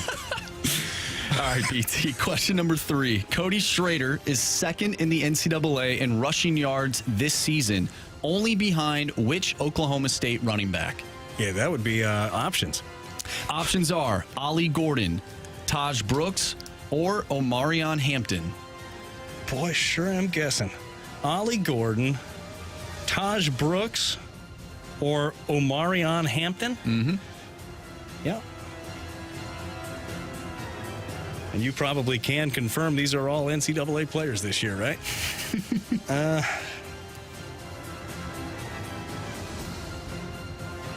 Give me Taj Brooks. Taj Brooks, final answer. Old Brooksy, his teammates call him. Or T-Money. I don't know if you knew that, Katie. T-Money. All right. Well, I'm not going to start calling you B-Money. But question number Still 4. early. Which division in the NFL currently leads the league with 28 wins as a division? Which division leads the league? Not the NFC South. Any. NFC. Is it the... I'm going to go AFC West. Yeah. Final answer. All right, let's go over these questions. Let's start with question number 4. Did I get any right? Which division in the NFL currently leads the league with 28 wins as a division? Both of you did not need the options. Didn't use the options. Maybe you probably didn't need the options. Patty, you said NFC East. BT, you said AFC West. Correct answer is? Oh, was it me? It's the AFC North. That's what oh, that makes sense. You got the Bengals, you got the Ravens, the Browns, and the Steelers. So no points for either of you. Okay. Let's go with question number 3. Cody Schrader is second in the NCAA in rushing yards this season, only behind which Oklahoma State running back? Brooksy.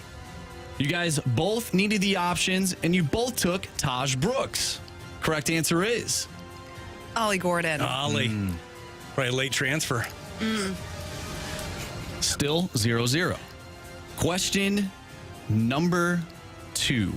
Which Pac-12 quarterback currently leads college football in passing yards? You guys both took the options. Patty, you went with Cameron Ward. BT, you said Bo Nix. You wanted to go with Michael Penix Jr., but you couldn't remember his name. From Washington, correct answer is? It's a good thing you didn't go with Washington. It's Bo Nix. Bo Nix. Bo Nix. Okay. Tell me that's not a NFL football name. Like Bo I feel Nix. like it. That's he was in a movie. Sure. Which movie? Would he be in like the program? It's like Draft Day. Like he's more of a draft day kid. It was always Bo Nix. You know what I mean? Who was the quarter? It was Bo Callahan. Bo Callahan. See, you're so in sync. All right, final question here. Patty needs a point to tie to send it to a walk-off. Question number 1. Was Mac Jones, Bryce Young, and which other quarterback have thrown a league-leading 3 pick-sixes this season? Patty, you used the options. You said Sam Howell. BT did not use the options and said Desmond Ridder.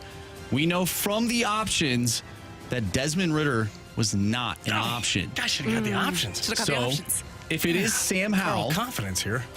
if it's Sam Howell, then Patty will tie this and we'll go to a walk-off. If it's Daniel Jones or Derek Carr, who are the other options, BT wins. And Patty, unfortunately, your playoffs will come to a close. The correct answer is...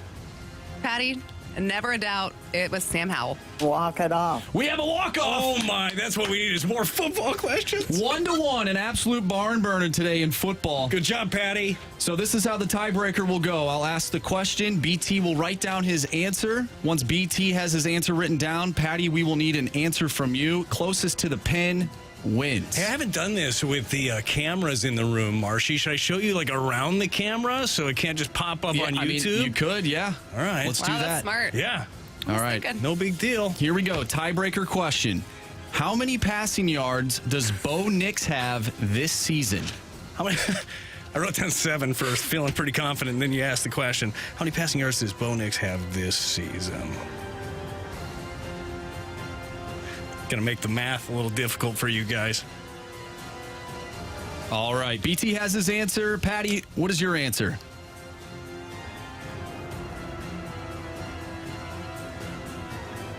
Patty? All right, I'm sorry. Let's go 2,600 yards. All right, we have a winner. Patty.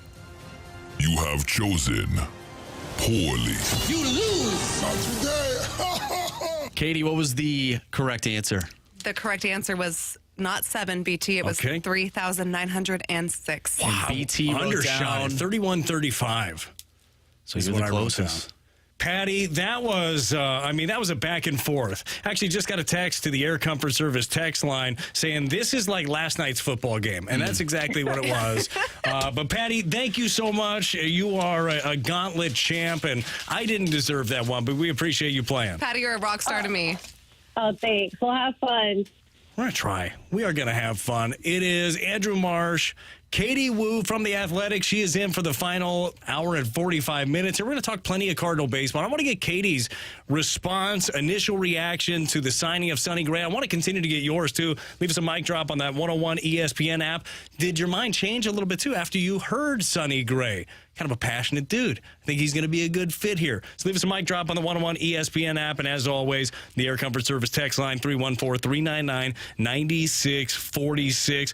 Sonny Gray, and maybe what's next for the Cardinals coming up on 101 ESPN.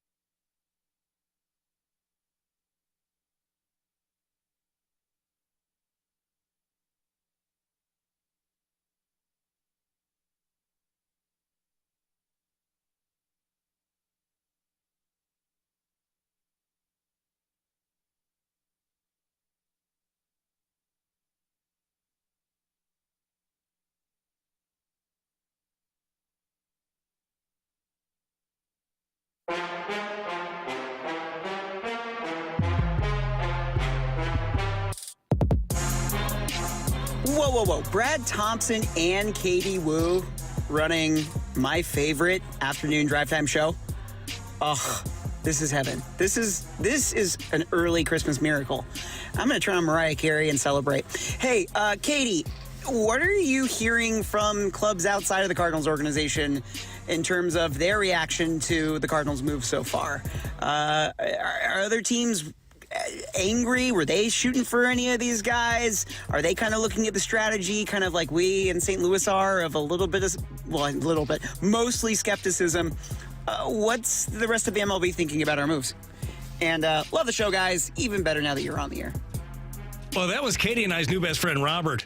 Who's happy that we are here. It's the Fast Lane on 101 ESPN. Katie Wu of The Athletic, Andrew Marsh, Brad Thompson, all here with you as we break it all down. Let's start there. Let's piggyback off of Robert's mic drop. That's how that works. People send in their mic drops, and we get their thoughts and opinions on things, especially if they're flattering. And then we bounce off of those ideas. So from an industry standpoint, I know like teams don't go around, Katie, and say, well, I really like what the Cardinals did, or I don't like what the Cardinals did. But you think about the concept of picking 3 free agent starters off the market, 2 of them, well, all 3 of them, honestly, very early in the game. One of them would be more of a top-tier starter in Sonny Gray, who they bring in on a 3-year deal.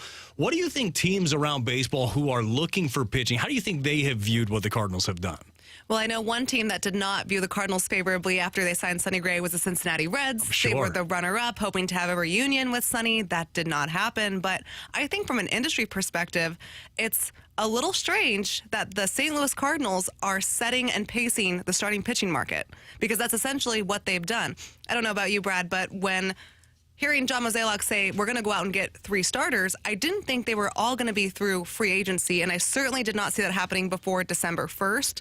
That they were able to do so, plus get Sonny Gray, I think kind of sent the industry through a loop. The markets are really unestablished right now. There are a lot of teams with big money waiting to see what Shohei Ohtani is going to do, where Yamamoto is going to go, maybe Cody Bellinger, and then it's kind of sporadic from there. But the Cardinals took matters into their own hands and said, we need starting pitching, so we're going to set that market ourselves, and that's exactly what they've done. I think they've surprised some people. I thought it was interesting, too, from maybe a fan base, and this could just be, like, it could be Twitter or text. Maybe it's a vocal minority. But as the Cardinals picked up Lance Lynn and picked up Kyle Gibson, again, it's not the top end of your free agent market. What they picked up was certainty, and that's something that they had little of last year. What were your initial thoughts when they grabbed those 2? Was your thought going to be, man, the Cardinals going to stand pat for a while and miss out on those guys on the high end, or did you like it at the time but weren't sure if that was going to be it? So full disclosure, when I heard that the Cardinals were signing Lance Lynn, I thought it could not be more St. Louis than that. And then they signed Kyle Gibson the next day. And you're writing your story about Michael Wacha. You're like, okay, he's back. Like, who's next? Who's next on the reunion train? Who has any Missouri ties? But now that we've seen these moves play out over the last week, it makes total sense, and I think that's why Mo was preaching patience, and I understand fans' skepticism or desires to not be patient. Do you want a Be Patient shirt? I would love a Be Patient shirts shirt. Right here, 101 ESPN. Marshy, let's make sure she gets a Be Patient shirt. Marshy, thank you. Absolutely. Yeah, can be done. I love that. We should match on opening day. No, but I think now that I'm seeing what the Cardinals were planning out, it was that they had to go out and get those innings early, because there was no use in going out and getting a top-tier arm if there was nothing to supplement the rest of the rotation with. It's not like the Cardinals only needed one guy. They needed to add in volume. So by going out and getting Lance Lynn and Kyle Gibson, and I believe the Kyle Gibson market was maybe a little bit more competitive than people are thinking, and getting those durable innings and making sure they had that on lock, I think that allowed the Cardinals to go out and really feel 100% confident in pursuing Sonny Gray, who was their preferred target all along. And a lot of people they hear preferred target, and they think, yeah, because he's the cheapest. He fits the mold of what they're trying to do. At The Athletic, which, again, are you having any Cyber Tuesday deals going on right now? You know, we are having a holiday gift sale. We just missed out on our Black Friday sale. Okay. But you can gift a subscription to yourself for $20 a year. That seems like a good deal. So, well, do that. Yeah, do that. Gift yourself a gift on Giving Tuesday. Can that be like is that on your like X or Instagram? Do they call it the X? I call it Twitter. I'm Elon's I don't going to like be a little change. upset about that. Oh, sorry, Elon. Either way, on The Athletic, I think it was 2 days ago, might have been yesterday. They all run together at this point, Katie. But there was an article about the top 10 worst contracts, there's just albatrosses that are still out there. And I want to say that 6 of the 10 were starting pitchers. Happens a lot. You give that long-term deal, that 7-8-year deal. Now, Yamamoto's 25 years old, could age great. It could be a perfect one. By all accounts, he is as dominant as they come. Snell, I don't think will age well. I think that contract will be the last 3 years of it. They'll be, whoever signs him is going to be looking at us, golly, that is a lot. But do you think that the fit was not only financial, just the long view, but also for what they need right now and the type of pitcher and the type of guy Sonny is? It probably checked both boxes. Yeah, I absolutely do.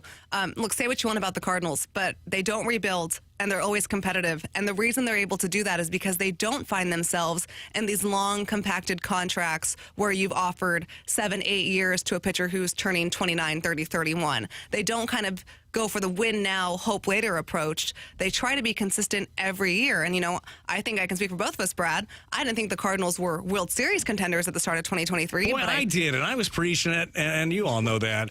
I was like, boy, they're right there on the... no, I didn't. Okay, no, you're good. right. No, good call. Yeah, all right, Good call. good. I was like, I don't want to check you here. No, feel free to speak for me more. But I did not think they were a last-place team. I didn't think they were a 91, 93 loss team. So... because they're able to be competitive every year, I think it makes sense. You look at Sonny Gray; he was going to have a relatively high AAV. They got it for $25 million, but they only had it for 3 years because Sonny Gray is 34. He wasn't going to command a long-term contract. I think he fit what the Cardinals needed to do financially. They can't have all of their money tied up in just a couple of contracts. I mean, we talk a lot about the rotation, but that bullpen needs some work too.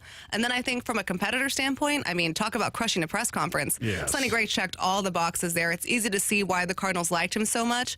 And I think it's a great sign that Sonny Gray, one of the top available pitchers in free agency this winter, wanted to come to St. Louis. I think that's a great sign for the Cardinals. I think it's a great sign for the culture. He talked about the winning culture, the baseball culture here, that Kyle Gibson, Lance Lynn, obviously also know so well. I think that's a great sign for free agents in general and for the Cardinals fan base that these players still want to come to St. Louis, even if 2023 did not go the way anyone planned. So St. Louis is still a destination. The question is, who is next? What is next? Katie has every single answer to every question that we're all going to have. All of that is next on 101 ESPN.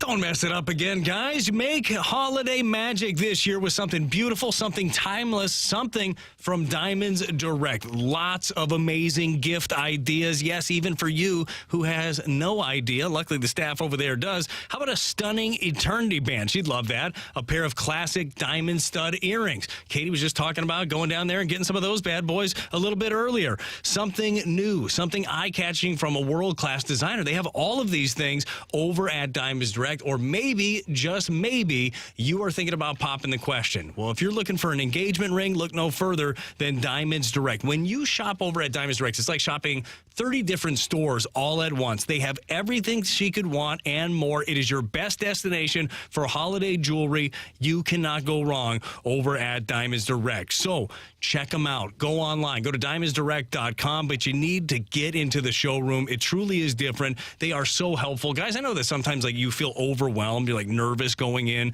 to a diamond store, a jewelry store. You will not have that feeling over at Diamonds Direct. They'll take care of you. They're the best. At Olive and 270 at City Place, it's Diamonds Direct.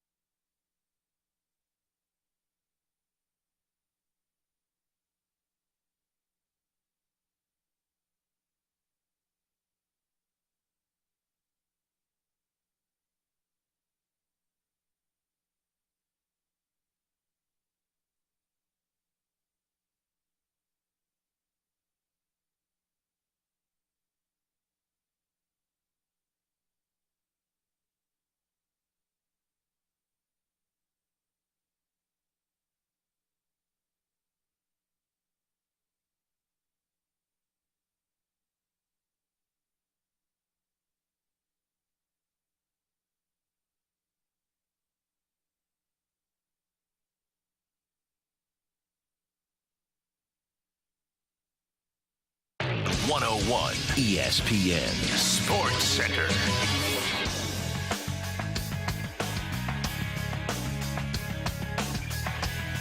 I'm Andrew Marsh. It's time for a Sports Center update, driven by Johnny Londoff Chevrolet and Johnny Londoff Autoplex. The Blues back in action tonight, taking on the Minnesota Wild. Pregame starts at 6 o'clock. Puck drop is at 7, and you can catch all the action right here on 101 ESPN. We will be joined by Joe Vitale at 5:30, so stay tuned for that interview. We are taking your mic drops and your texts that are coming in from the Air Comfort Service text line, 314-399-9646, talking Sonny Gray and Cardinals baseball.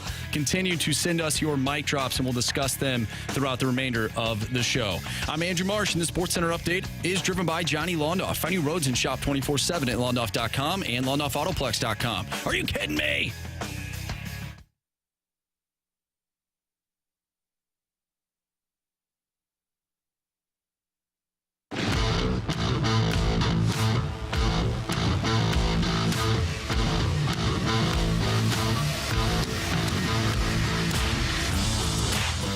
So I guess my big question is, when's it ever good enough?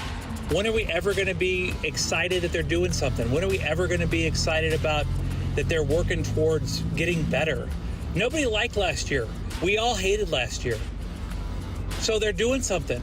They're getting veteran pitching. They're getting arms that can go more than 3.5 innings. Yahoo! I mean, it's not signing the greatest pitchers ever to pitch, but at least we're getting people worth a dang. That is James. Snaps for James. Leaving the mic drop. Even though at the end of it, he said, it's not like signing the best guys, but the concept of when is it good enough? And Katie, you know this. Katie Wu from The Athletic, Brad Thompson. If you're not subscribed, if you don't follow Katie Wu on every single platform, shame. Shame on you. Looking right at both of you on YouTube. Shame of you doing that. But Katie's got all the news all season long. You need to be subscribed over at The Athletic. But that is something, like, I feel like we can never be totally happy. The answer is when they win a championship, is the answer in St. Louis. The bar has been set. Now, with that being said, Katie, I don't think that the fan base would be totally happy with a Lance Lynn, Kyle Gibson, bring back Wayno, bring whoever you want. Doesn't matter who ends up winning that championship. That's what a winning team looks like. But it is very difficult to architect a winning team. And like you said, it's even harder to make sure you have the opportunity to do that year in and year out. And a 20-game under 500 season, yes, that puts a dent in you. But I think that the track record speaks pretty highly about the organization. I think so, too. This is your Cardinals PSA. That was really good. Props. I think when you're looking at the Cardinals and what they can do next, or when it becomes good enough, look, I loved the Sonny Gray signing.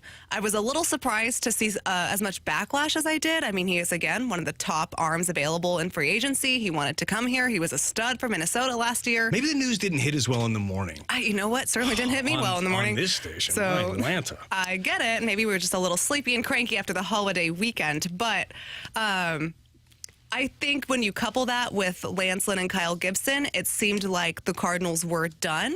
And maybe that was just a maddening reaction from the fan base. Okay. Guilty as charged. And you know what? It happens. Oh, it happens. Man. I must have woke up on the wrong side of the bed yesterday. Did you not see the other day as the show was beginning?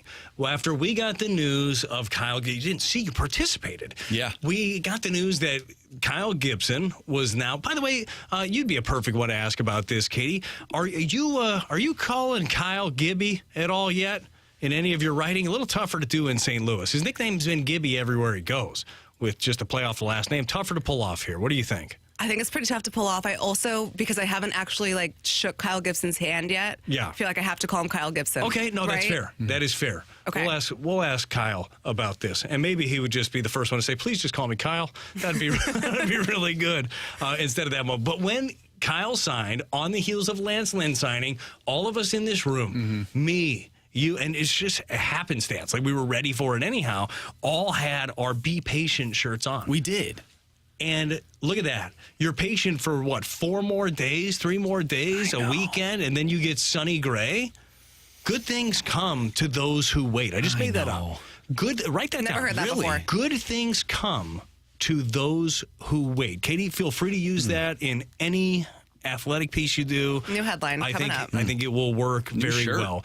I'm done waiting, Katie. What's next? That's text line just said that. What is next for the St. Louis Cardinals? Do you believe that they make the next move? Is it via free agency where they've been very active? We all know the bullpen is still a necessity for this team. Is it a trade? Just got a text here that I made up. Said, is Glasnow a possibility? What about Cease? Bieber? Like, where do you think they go at this point? So, BT, what you're describing right now was what my Twitter mentions look like maybe 0.7 seconds after the news broke that Sonny Gray signed. And which I love that this fan base is like so excited about what's next. But I was like, I don't know. I just, like you, saw that Sonny Gray signed in St. Louis. So let's take a deep breath. Now that I've had 24 hours to kind of sit and may have some conversations, I do think the Cardinals will pursue the trade market a little more heavily. Mo's been pretty candid in saying that hasn't really been an avenue that they've looked at. Obviously, they just did 3 free agent signings. But the winter meetings, they're considered, the hotbed of the industry for the hot stove action. They start on Sunday in Nashville. That's where I think you're going to start to see the trade market be established. I'm not sure if the Cardinals are necessarily done with their rotation. Now, here's my hot take. Okay, I love hot takes. All right, are you ready for it? Yes. That was a Taylor Swift I'll lyric. wait. Good Okay. things come Oh, yeah, duh. to those who wait. So you have 5 starters, which is great. There are 5 starters in St. Louis on November 28th. All of them have proven track records. BT, you tell me the last starting rotation in baseball where all 5 starters made all 32 starts. Mariners back in like 2000 or 99? So that was 97? what, like Is that 20, true? I don't know. I made that up. I feel like it's like it doesn't happen, I right? think the Mariners did it a long time Maybe. ago. Yeah. Okay. You so weren't born. I was kind of born. Basically, you have no memories as a human last time that happened. Correct. It probably happened in the last 5 years. Somebody fact check me. Yes, fact check us. We don't know what we're talking about. But it never happens. Right. Okay. So, Hot take. Hot take. You need another starter, which isn't necessarily a hot take. The hot take is we saw what Steven Matz could do in the bullpen last year. Yes. And he did a really admirable job as the swingman, lefty guy can come in 7th, 8th inning. He also put in a pretty good second campaign as a starter after Those he came last back. 6 starts were He was really lights out, good. right? Probably the best we've seen Steven Matz in a Cardinals uniform before he unfortunately got hurt. So one of the things the Cardinals have been looking at getting is a swingman this offseason. What if you already have a swingman in your on your roster and you can trade, go get another starter, and Steven Matz becomes that swingman that you're looking for? Shut up and take my money. Right? Is what I'm doing. I'm a genius. She basically just did one of those 30 for 30s, too. What if I told you that you already had the swingman? I like that. You on I like board with that. it? Of course I'm on board with it. Especially, so you've added 3 starters right now, and you haven't had to touch any of your prospect currency. That is Exactly. the best currency in all of baseball, and you have a surplus of outfielders and middle infielders. You figure out what to do with that. Now, the question is, if you had your druthers, Katie, as somebody covering this team who would probably prefer to cover a team that is winning a lot of ball games, who would you like to see them go approach? Or go? Is it Glasnow? Is it Cease? I've heard more of the Bieber. Apparently, when I say the Bieber, I'm not talking about Justin. I am Right. talking The about the one that baseball fans care his about. brother. Shane, his brother. He had a baseball card once. I think Topps did it. Actually, put Justin on the card accidentally on the back of it. Not the worst thing in the world to be compared to Justin. Well, if your name's Shane, you probably don't like it. Guys won a Cy Young, for goodness sake. That's fair. He's made his own way. But what direction would you go if I gave you all of the prospect currency? Well, a responsibility I would just simply love to have. I would hate it. No, I'd be so nervous. I'd trade away everybody and be like, oh my gosh, sorry. I did it. My bad. Oh, gosh. Boy, that guy's good in the playoffs. Oh, Sorry, geez. everyone. I would, if I'm going to trade away from this prospect pool and the positional logjam the Cardinals have, I'm looking for an upper rotation arm that you can pair with Sonny Gray. Okay. Now, I like Tyler Glasnow. I think he would fit a lot for what the Cardinals are doing. I personally, though, I just hesitate when the Tampa Bay Rays are willing to move on from a pitcher. I said this on a live room this morning on The Athletic. 100%. That gives me kind of some nerves. I get a little nervy about that. Now, one reason, though, like playing devil's advocate, only because they're also a financially responsible organization. They've never paid a guy $25 million a year, so they'd probably be able to push off of that. But yeah, generally when they call and ask for players, that should be your litmus test. When you just feel out a deal with them and be like, well, who do you want in return? And then Anthony Stalter was talking about this the other day. He said, you write down those names, and then you never give them up ever. Exactly. Like those guys are staying with you. Right. All right, so you're going against the glass now due to they might fleece you. They might. They might. Smart organization, could happen. So now where's your pivot? They might not have happened already. Okay, time will tell. Time right, will time tell. will tell. He's 24. No, I am on your side on that one. I think Dylan Cease obviously is a good fit when you look at what the White Sox are looking for. The Cardinals certainly match up there. The problem is everybody wants Dylan Cease. Of course. Are the Cardinals willing to overpay for him?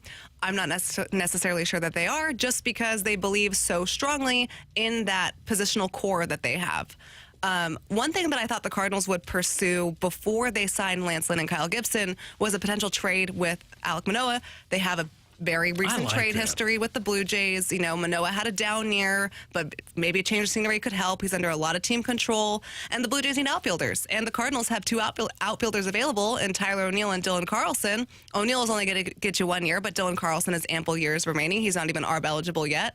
And I thought that would have been a good matchup. Now, my question is, if the Cardinals go out and target Alek Manoah in a trade and he joins that rotation, do you feel that rotation, that hypothetical one, is a playoff rotation? In all seriousness, I feel like there's way too many a playoff rotation. If he's Alek Manoah from a couple of years ago, yes. But if he's not, I don't know. I still think that there's a lot of the offense that needs to get pieced together too. Like there's a lot of young building blocks. But yeah, I like Alek Manoah. But at this point, when the team already has some of their known quantity, I'd much rather pair something I for sure know near the top. Yeah, I don't know. I agree. I agree with you there. That's why I'm a little less sure that would be an avenue they'd pursue, because you already have your let's hope they have better years in Gibson and Lynn. Now, Katie had just mentioned a couple of names for the Cardinals that might be on the move. We talked about surplus of middle infielders, certainly a surplus of outfielders. Can those couple of players specifically bolster your bullpen? How important is that? Who are the Cardinals looking for? And might we see a reunion? That's next on 101 ESPN.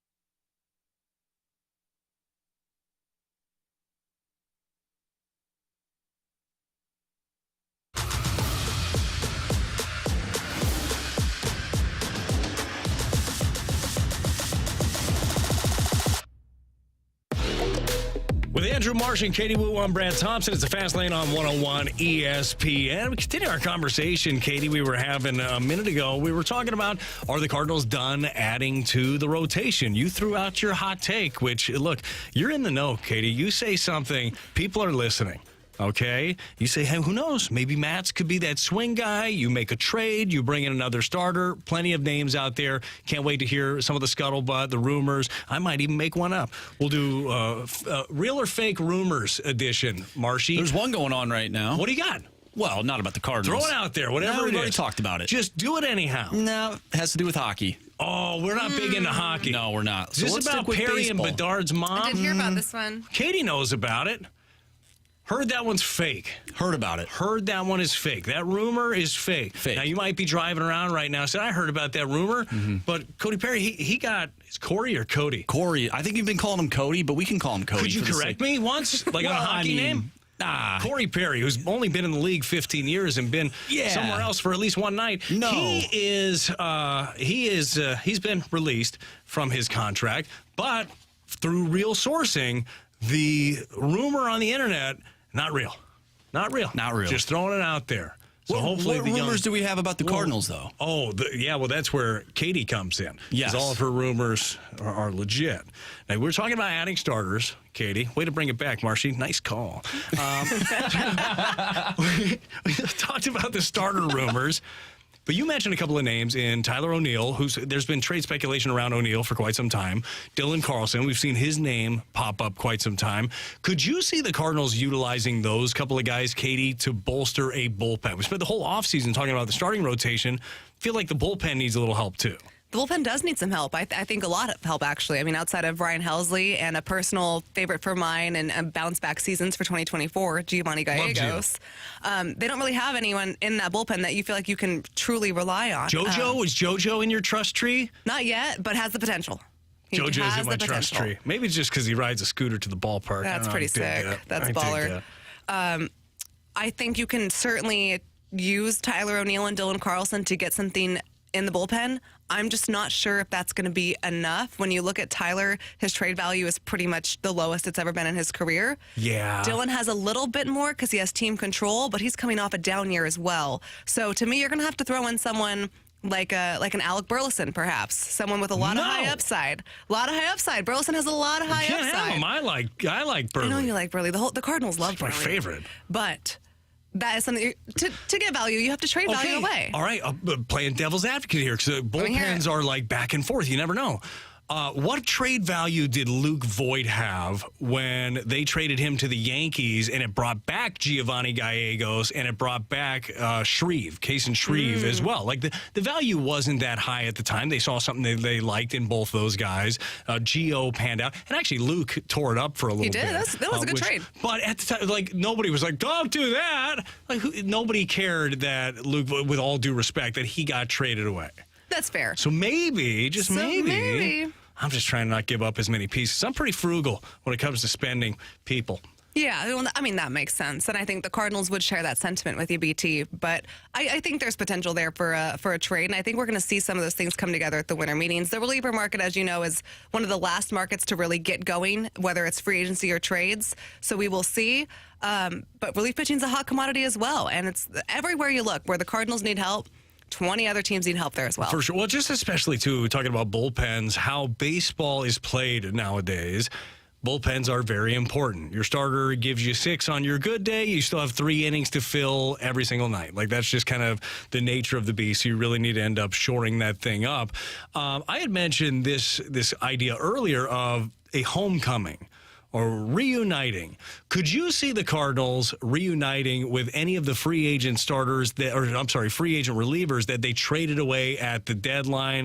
And I'm talking about Chris Stratton, and I'm obviously talking about Jordan Hicks as well. I think Jordan Hicks would be a very exciting reunion. I know that there was interest from both sides on potentially returning. That was very early in the offseason, though. I'm not sure if the Cardinals' free agency plans have changed because of the $50 million or so that they've already spent.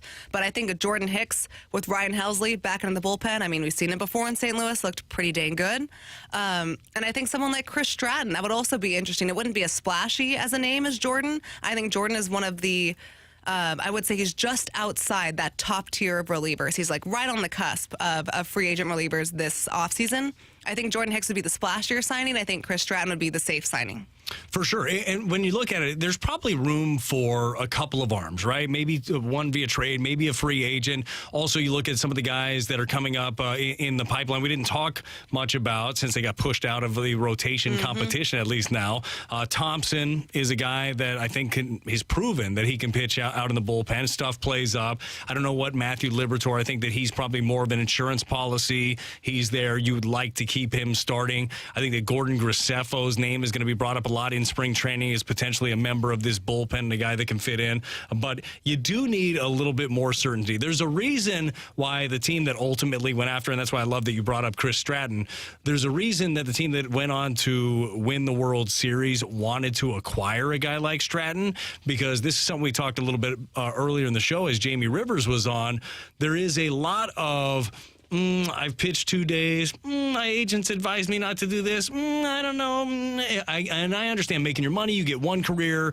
But I also understand, hey, give me the ball, team first. That's Stratton all day. So I think that they could use an addition like that. Yeah, absolutely. I mean, Ryan Helsley, I think, is a certified stud, but there's some hesitation to use him on back-to-back nights. So if you have a closer, but he can only pitch once every 2 nights, once 2 to 3, what does that really do for you? You're going to need another high leverage arm. That's why I think Gio was so valuable to that club over the last 3 years. He took the ball almost every single day he was asked. Same with Stratton. So you need some splash and you need some certainty. And I think the Cardinals are going to target both of that going forward. She's Katie Woo. She will bring certainty and splash to the entire offseason at The Athletic. Andrew Marsh, Brad Thompson, if you have questions, we probably will have an answer. We'll make it up. If we don't have it, there will not be silence. It will be the Sports Six-Pack. Get all your questions in to the Air Comfort Service text line. You know the number by now, 314-399-9646. Sports Six-Pack is next.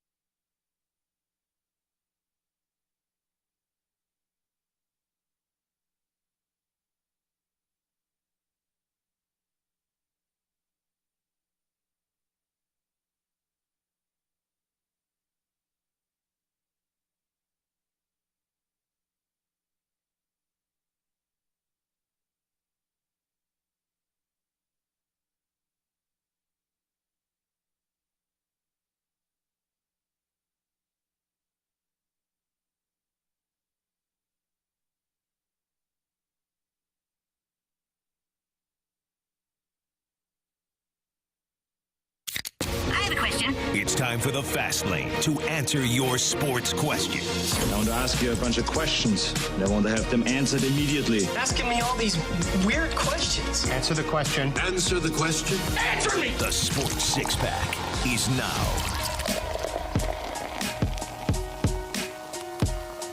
Hopefully by now you got all your questions into the Air Comfort Service text line 314-399-9646 because Katie Wu and I and Marshy, we have got all of the answers. Andrew, what do we got today? Question number 1.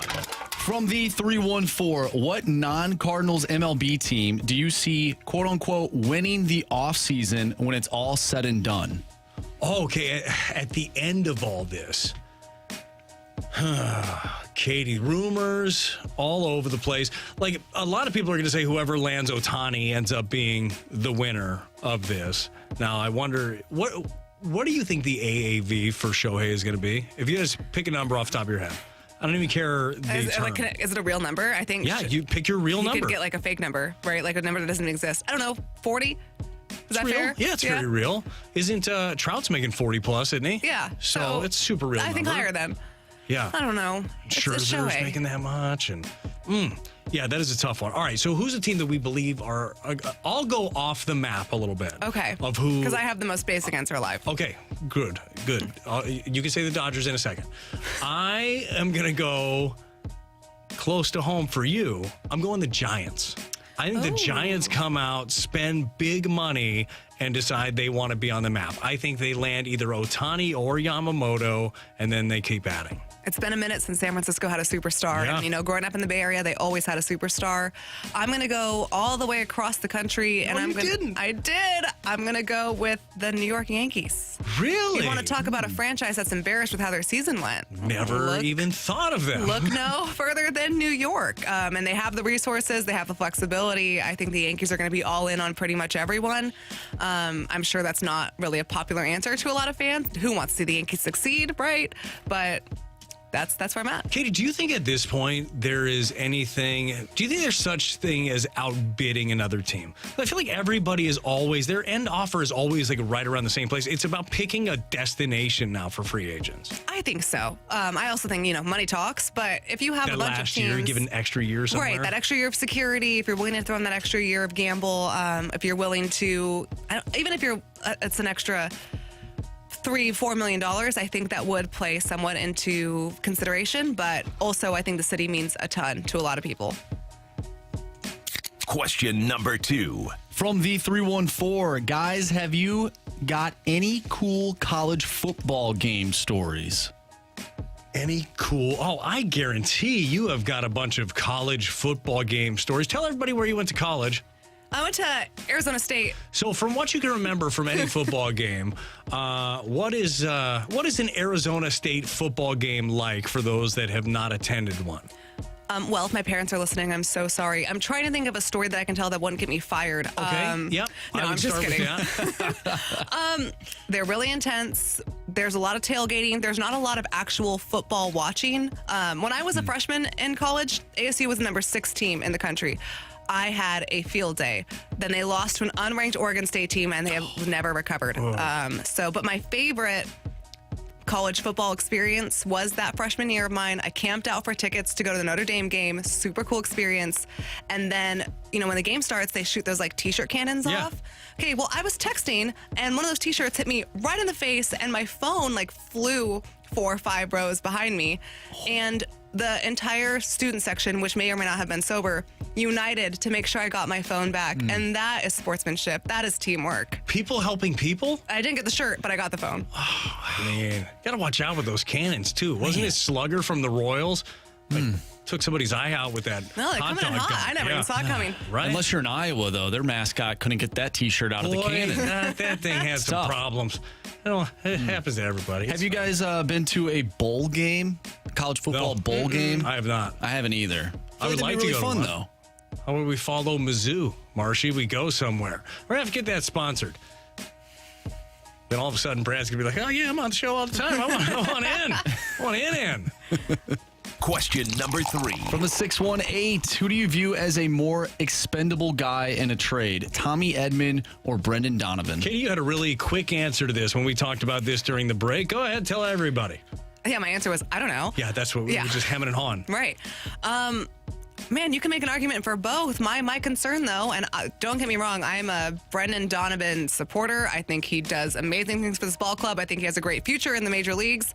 If you trade away Tommy Edman, who's playing center field, BT? Like, who's your center fielder? It would be Newt. I would think. Mm-hmm. Now, I don't think that Newt is not as good of a center fielder as Tommy Edman. But he's really good at getting on base. He's going to be playing every day, and you plug somebody else in a corner, and then you hope that some of that swing and miss you added helps. Yeah. And you hope a better pitching staff ends up helping. But Tommy Edman is a superior defender, even I know, and Donovan's a really good defender. Got a Gold Glove for that utility one, the award that they made up for Tommy Edman that he got that same year.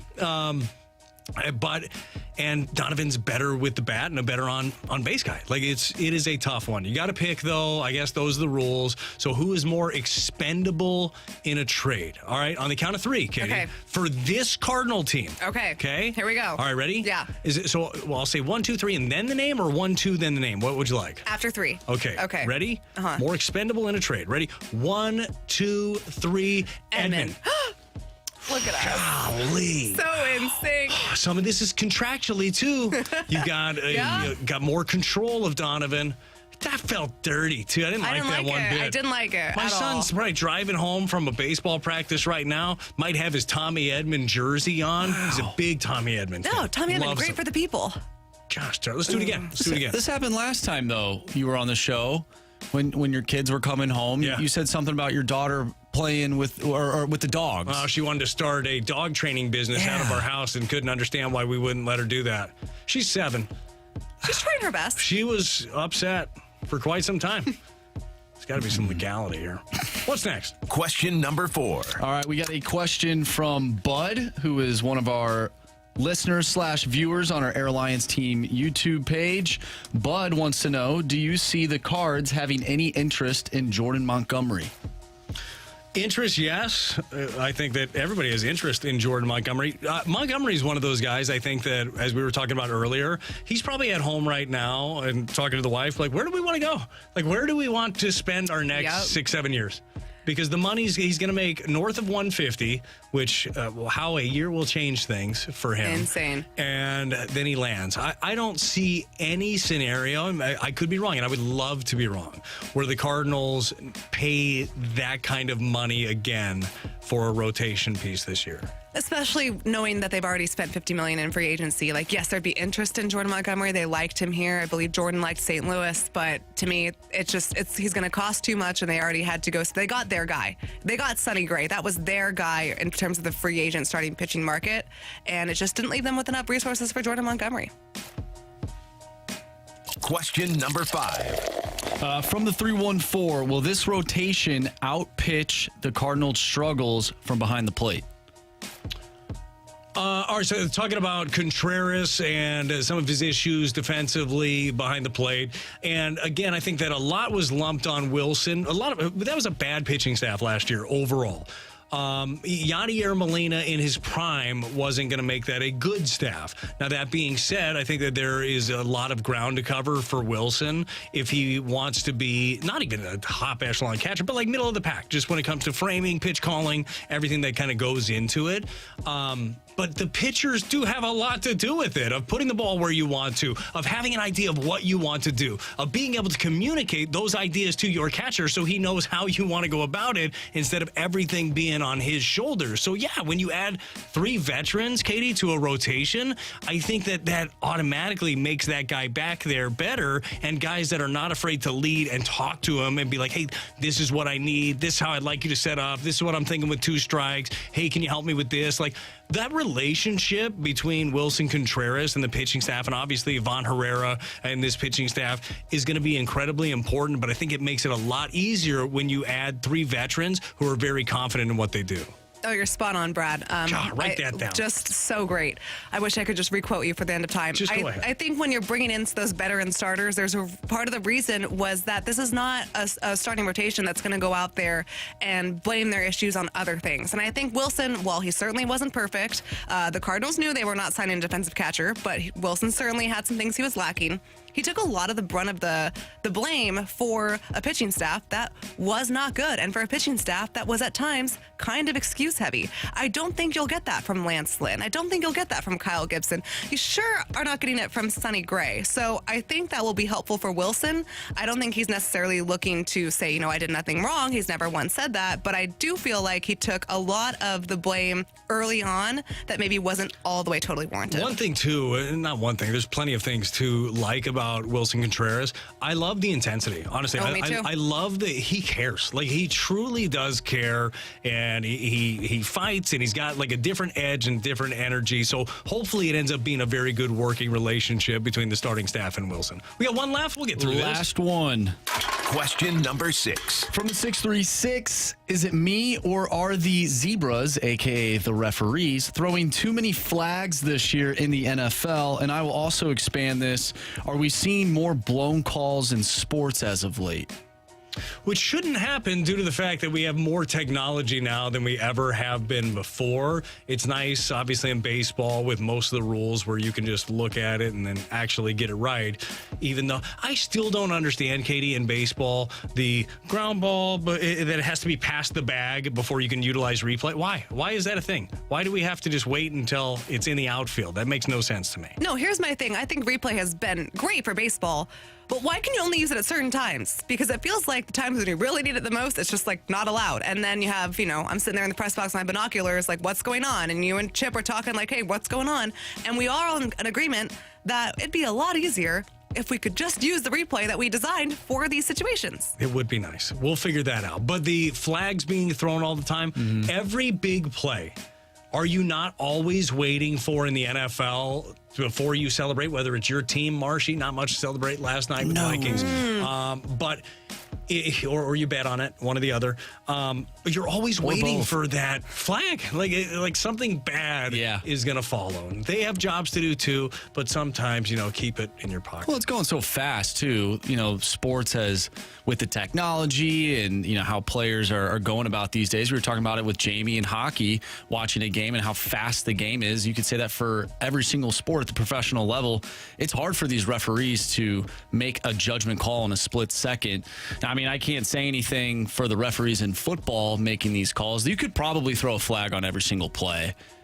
That's the bottom line. There's always holding someone. 100%. So, you probably are a little mad because your team is the one that's being flagged, but you probably won't really care about it if things are going in your direction. So I think it's all bias. Andrew Marsh, Katie Wu, Brad Thompson, it's Fast Lane on 101 ESPN. Are the Brewers doing something right now? Are they the blueprint of what the Cardinals should be doing? Might not be what you think. We'll tell you next on 101 ESPN.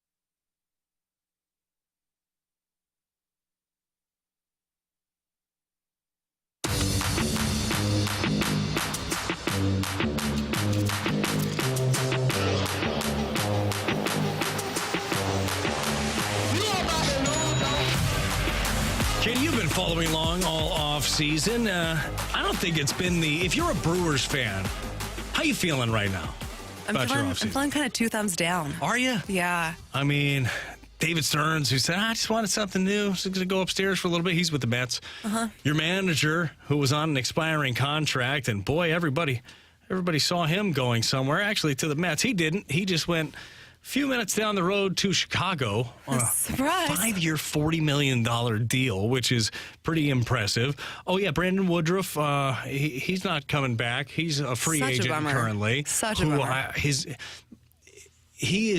an interesting one to me. I really wonder what his deal ends up looking like. Who buys a year of him to just rehab, just to have him in a couple of years? And maybe it ends up being the Brewers at some point.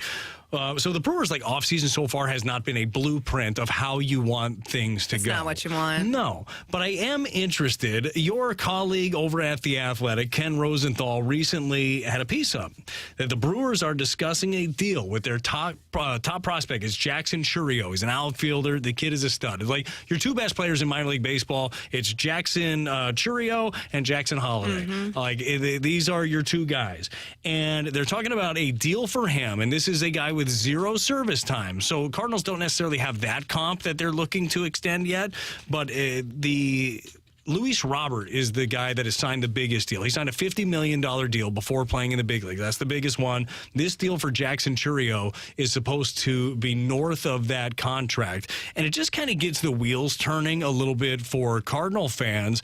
Do you think about extending some of your young players? The 2 guys that come top of mind are obviously Walker and Wynn. I mean, those are the first guys that you think about. First of all, do you see this being a good idea? And are there some other guys that you think could be in that mix? I don't hate the idea at all. Okay. I think it would solve a lot of problems. I mean, you hear about guys reaching arbitration, and all of a sudden, arbitration is a dirty business, right?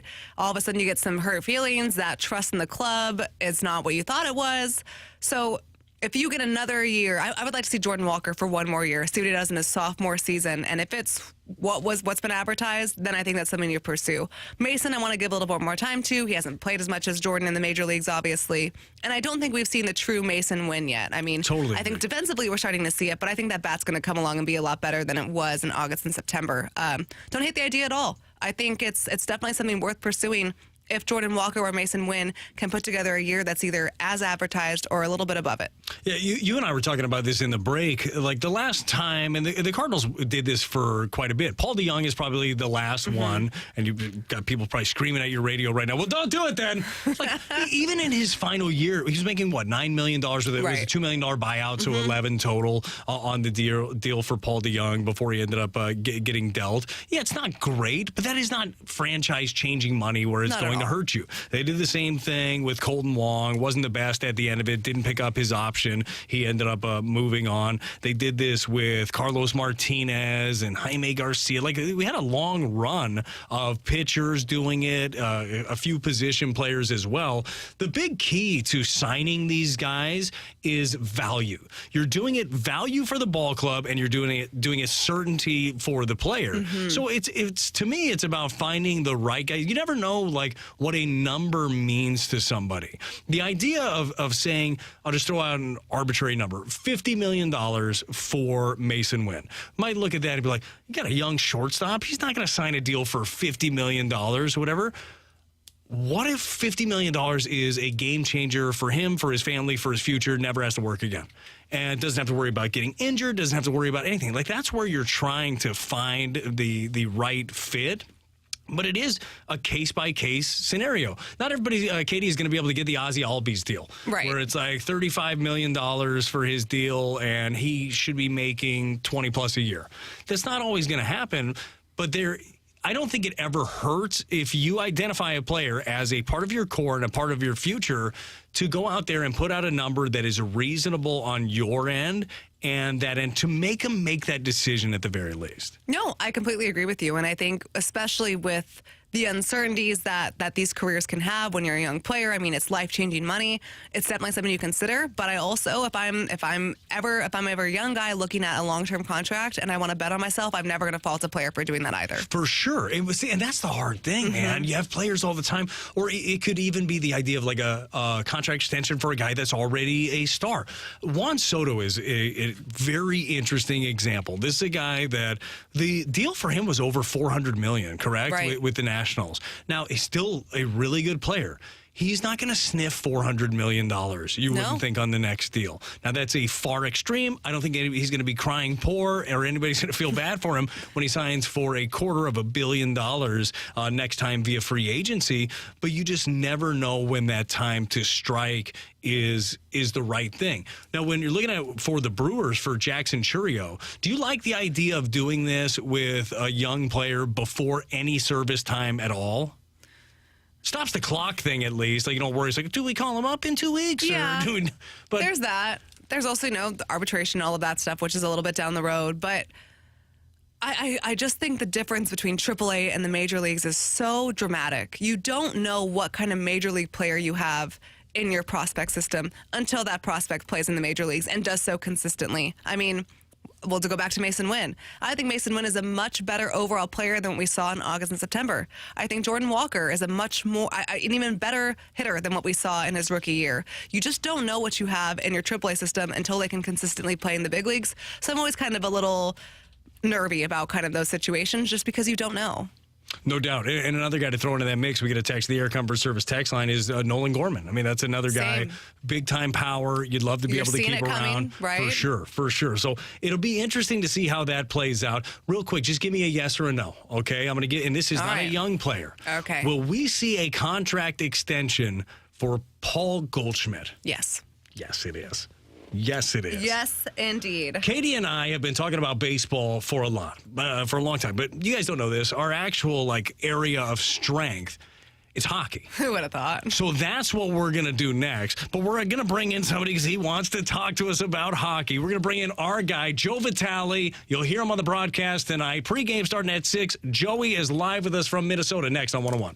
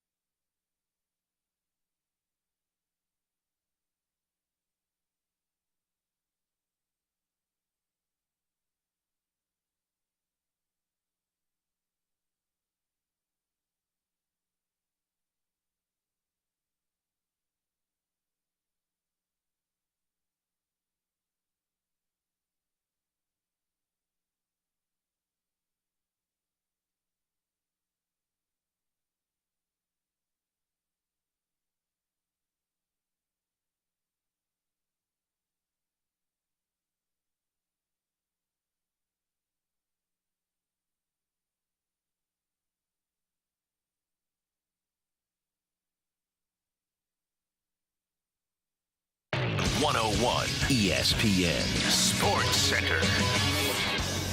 I'm Andrew Marsh. It's time for a Sports Center update brought to you by Saliga Heating and Cooling. The Blues are taking on the Minnesota Wild tonight. Pregame starts at 6 o'clock. Puck drop is at 7.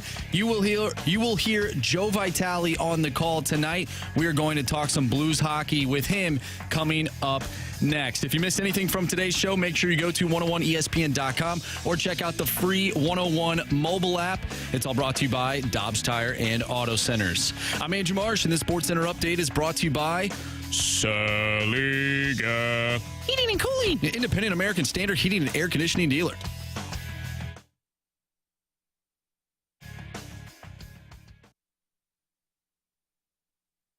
Joey Vitale views things a little differently. Just imagine how he looks at hockey. Whoa! This is The View from Vitale, brought to you by Scott Lee Heating Company, a proud Mitsubishi Electric Elite contractor.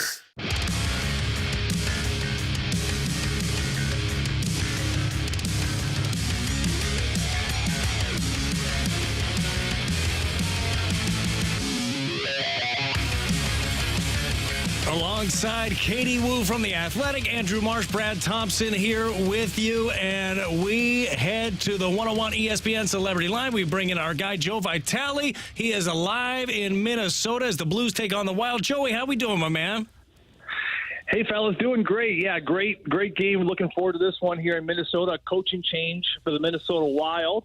And, this Blues team on this father's trip is trying to keep the momentum going here. All right, Joey, Katie Wu here. I got a question for you. I'm relatively new to the hockey experience. What is the dad's trip? What makes it so special? Katie, it was something that kind of was brought into the league at the tail end of Craig Berube's era. Actually, Craig Berube went on one father's trip. Jamie Rivers, of course, who does the color for the TV side, went on 2 or 3. I was fortunate to go on 3 or 4 dad's trips. I went on a mom's trip. I think that, we're so close to our parents, and we're constantly, as players, talking to them on cell phones and texting them. And, hey, Mom, game's over. I watched on TV, sweetheart. Great game. Thanks, Mom. Where are you heading to now? We're heading to the airport. I'm going to flight to Vancouver, getting in at 4 a.m., da-da-da. So you tell them the routine, and they're kind of living vicariously through you, through, like, the screen of the television set and the text messaging. But they don't really quite fully understand like what goes into an actual trip. I remember one of the mom's trips I went on to, we did a game in Arizona and then LA and Anaheim and back home.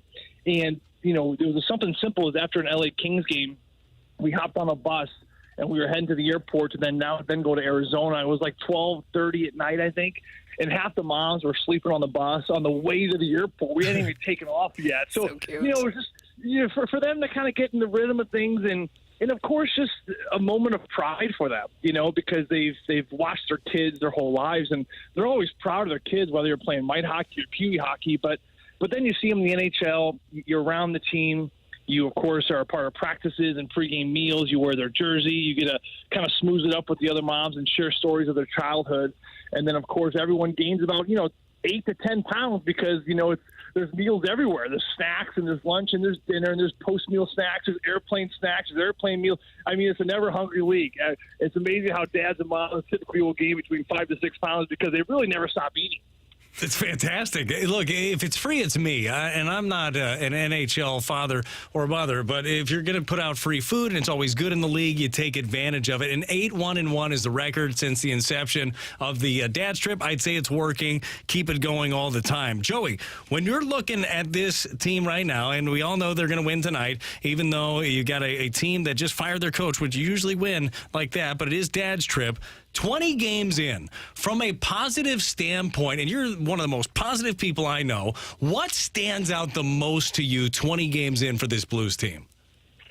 Well, that's my point. I mean, it's good to take a 1,000-foot aerial, bird's eye view of the season every now and then. Sometimes you get so caught up in the nuts and bolts of the day-to-day grind of it, and you can sometimes overcomplicate things in the bad areas and maybe oversimplify the good areas.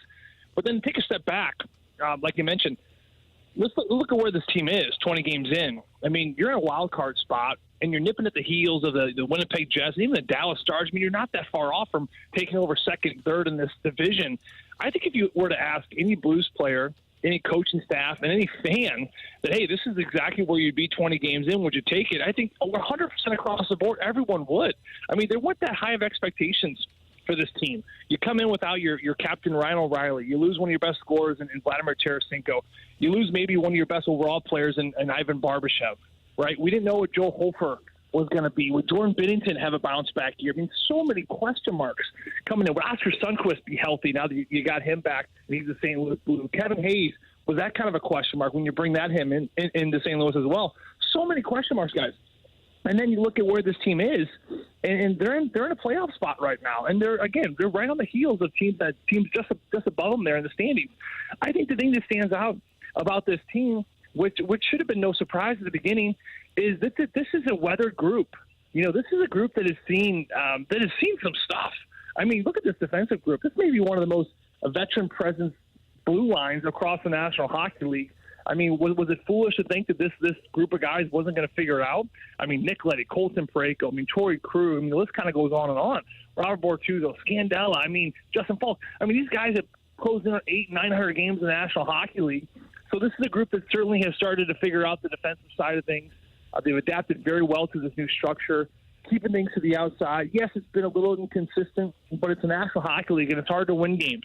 So I think that when it's all said and done, I think with how experienced this blue line is, Jordan Binnington has been incredible. I think that you're starting to really get a good response from where Craig Berube's trying to get this team going in the right direction, and they have the core to get there. That was one of the biggest things coming into the season that Craig Berube needed to see. It's one thing to have the coach's message, but were the players going to hold each other accountable to this style and this identity? And that's where really heavy shoulders on to Braden Shen, Justin Falk, and Robert Thomas, Colton Parayko. The leaders on this team have done a really good job of receiving that message from the coach and making sure everyone on the bench is accountable. You need that player-to-player accountability. I think they lacked a lot of that last year, and certainly this year it seems to have corrected itself. So, Joe, you have your leaders doing that, which is a great thing, and you kind of hoped and knew in your heart of hearts that would come to fruition.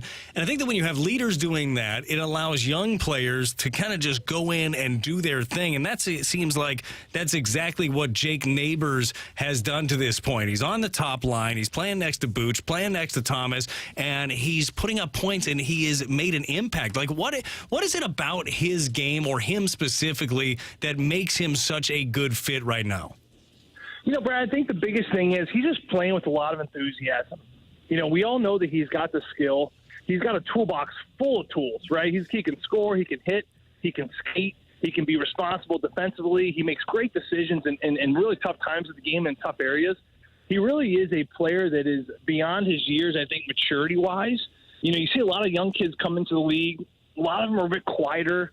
This is kind of the next generation of young kids where they're all into like the toe drags and the Michigan moves and the video games, just the quieter, isolated more approach. But he's kind of got the Alexander Steen, Braden Shen feel to him, where he's just very open, very responsive. He's great to the media. He's just very mature for his age. And I think he's lived with Braden Shen. He's been around the Steens. He's seen the Ryan O'Reillys before practice and after practice. He's been around great leaders. And like you said, it's a perfect point where you've been around such great leaders for a long time. And now you start to kind of grab it. And right now, Craig Berube can't deny him on this top line based off how he's played over the last 2 weeks. His enthusiasm, he's playing on his toes, right? The biggest thing I'm noticing, he's just reacting. He's just reacting and going. A lot of times young players start of the season, he's on the fourth line, trying to feel it out, want to make sure I'm, thinking, doing the right thing. But we all know, guys, this sport is so fast. One of my favorite lines from Top Gun is just like hockey. In Top Gun 2, they said, if you're thinking up there, you're dead. It's so true. It's just like hockey. If you find yourself indecisive and thinking and overthinking, you're going to miss the boat. This game is happening way too fast. You got to get into a rhythm of a confidence, just reaction, just read, react, and go. And that's what Jake's doing. He's skating, which means he's been physical, which means he's been around pucks. He's stopping pucks on the forecheck. He's back checking. He's been very responsible over the ice. And he's probably been one of the most consistent Blues players right next to Robert Thomas and a couple defensemen across the board. And so it's going to be another great night tonight for him, where he's going to be on that wing with Robert Thomas and Buchnevich. And and they're going to need this top line to get after it here tonight because this Wild team's looking for a big response with their coaching change, like you mentioned.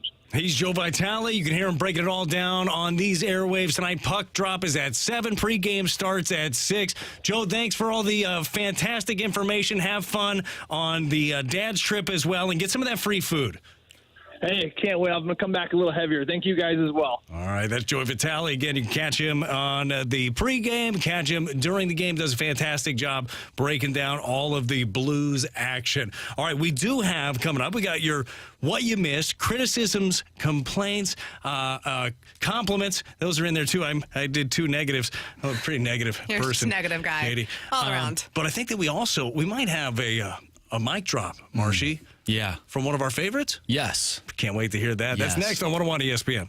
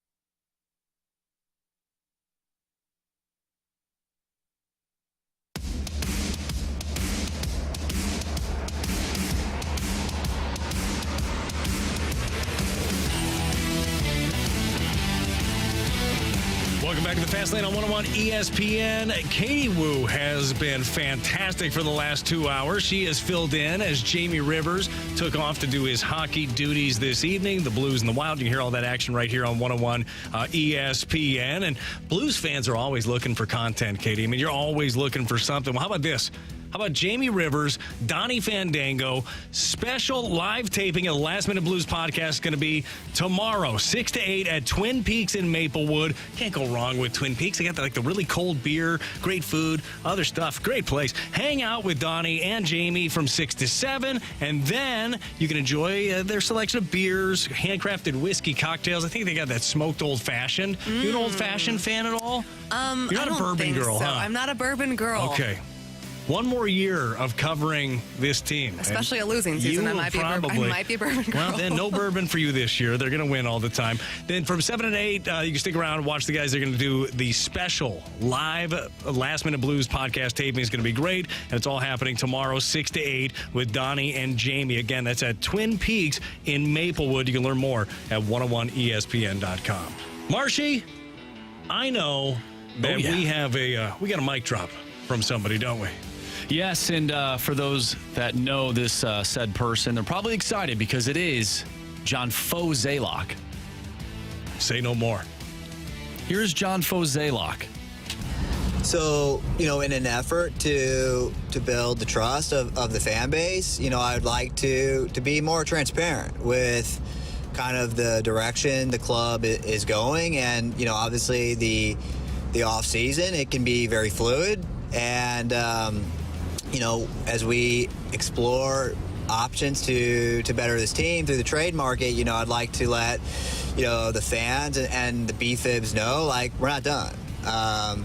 For example, we could get Tyler Glasnow right now and get rid of Steven Matt's contract and a couple probably prospects that will be superstars, but, we could acquire Glasnow. And, also we have a verbal deal in place to get that future superstar here in the new face and Juan Soto, right? We can trade Nolan Gorman straight up for Soto, and once, Goldie moves on, that contract replaces it. So we feel like we could go all in for this last run with Goldie and Arenado, and I'm here to tell you that we're not going to do it. We need to see more of Carlson. We need to see more of O'Neill. We could trade those guys for bullpen pieces if we went that route, but we just don't want to do that, right? I mean, O'Neill hit a bunch of homers a few years ago, and Carlson tore it up in the minors, back in 2020. So we're done. Deal with it. That was John Foe-Zaylock. Leave us a mic drop like you can all the time on that 101 ESPN app. Got into a lot of specifics, breaking down some deals, and just squashed your dreams. Katie, that's John Foe-Zaylock. That was incredible. Yeah, cadence is pretty good. I like how he said that we're not done, and then by the end of it, he said we're done. Oh, no, he wanted to grab you. Yeah, Reel absolutely. In. By the way, we are done. Absolutely. I do want to get to what you missed, criticisms and compliments, but I also want you to get to this. Each week we've been doing that NFL Pick'em Challenge, and we tied this week, didn't we, Marshy? We did, but it's technically a win because now our magic number is 1. That's it. That's all we have to do is win one more week or tie. Yeah. Again, we could tie. We tied the Riz show. We've been battling it out, if you want to call it that. It's just been a domination. But the two crews have also been watching football together. It's happening again this Thursday at Cyberg's downtown. You can join our guy, Kerry Davis, who is a blast to hang out with, as is Moon from the Riz Show. A great combo. Come watch Thursday Night Football. Get signed up for 101 ESPN point giveaways. Plus, enjoy ice cold Bud Light. That's Thursday, 6 to 8. It's going to be Kerry Davis, Moon, and Bud Light at Cyberg's on Market Street downtown. We're going to be there, Marshy. We got to show up. I actually did one of those a few weeks ago, or maybe it was a month ago. Okay. Super fun. All the fans and the listeners coming out and hanging out, watching football, having a few drinks. The Blues were playing, too. It was a good time. Can't go wrong with Cyberg's or Bud Light. Can't go wrong with it. Life is good. What you missed today? Well, the first 2 hours, we had Jamie Rivers on the show. We broke down a bunch of the Blues. How are we feeling after 20 games? We did Blues Q's with him. That's where you guys all had a bunch of questions, Katie, and they were great questions. reasons, and Jamie broke them down. We also talked about a rumor that is going on in the world of hockey, that the Blackhawks had a little something going on, and somebody had something going on with somebody else. Well, we squashed that rumor. Squashed it. Absolutely squashed it. Journalism. Not up in here. No misinformation. Not here. Not on purpose. Usually. And then Katie Wu has been great enough to fill in for us the final 2 hours. And again, if you're not subscribed to The Athletic, shame on you, and follow her on social media. She's got all the Cardinal breakdowns. We talked Sonny Gray. We talked about future moves. Talked about different players that they might go after. And by the way, Katie, and I'm not going to tell you what it is. She had a hot take. And the hot take has to do with this rotation. I'm going to let you find that one, but that is all on the podcast. Marcy, where can they find that podcast? Well, they can find it at 101ESPN.com or the free 101 mobile app if you have an iPhone or an Android. If you have a flip phone, well, get on your computer when you get home. You Yes. have a PC, chances are. Who's that brought to you by? That is brought to you by Dobbs Tire and Auto Centers. Darn right it is. Now, Marcia, do we have any criticisms? Do we have any compliments? We just have compliments. We have compliments for all of us. Do we really? Oh, look at us. Katie, we did it. Yes. Dream team. Here we go. From the 314, I really like Katie and Brad on the show. I also like Marsh. This was very entertaining. Which one of our moms was that? Yeah, that Probably was really both nice. listening. Yeah, they definitely are. From the 636, shout out to Brad and Katie for holding down the fort. Y'all have been great. Thank you very much. So This has nice. been fun. Thank you. Time flies. It really does. It was a very fast show today. Just reunited. Brad and I talking baseball like old times. That's it. Yeah, usually just do this after a game. And you this guys is- have the hot girl walk, too? We have the hot girl if walk. we're in town, to say we get the whole group together, Yeah. which is really usually comprised of older men on the hot girl walk. But luckily, when Katie comes, feels better. There's Katie and me, and then Alexa. Yeah, we're Alexa good. that, There you and go. then Chip. Let's Chip's, open it. Chip's a hot girl. He's got He's that a hair. hot and he girl. flings it Yeah, down. he has He's got a nice attitude. quaff to his hair. good. Ricky Horton's up in there sometimes. Yeah, It truly is a hot girl walk. We try hard. There you go. We'll go with one more here from the 314. Katie has rocked it today. Oh, so thank Killing you. it. You guys are the best. You keep doing well. They're going to keep asking you to come back. That's how it works. Big thank you to Katie Wu for coming in the last couple of hours. Our guy, Jamie Rivers, is going to be on the call on TV, but you stay right here for the call because we've got all the action. We got Blues Wild pregame starting at 6 o'clock, puck drop at 7. Alex Ferrario, Grant, the whole crew has got you, and hopefully you hear another Blues winner as the dad's trip continues. For Katie Wu, for Andrew Marsh, for Jamie Rivers, who is in Minnesota, I'm Brad Thompson. We will see you again tomorrow on the Fast Lane, 2 o'clock. You better be here.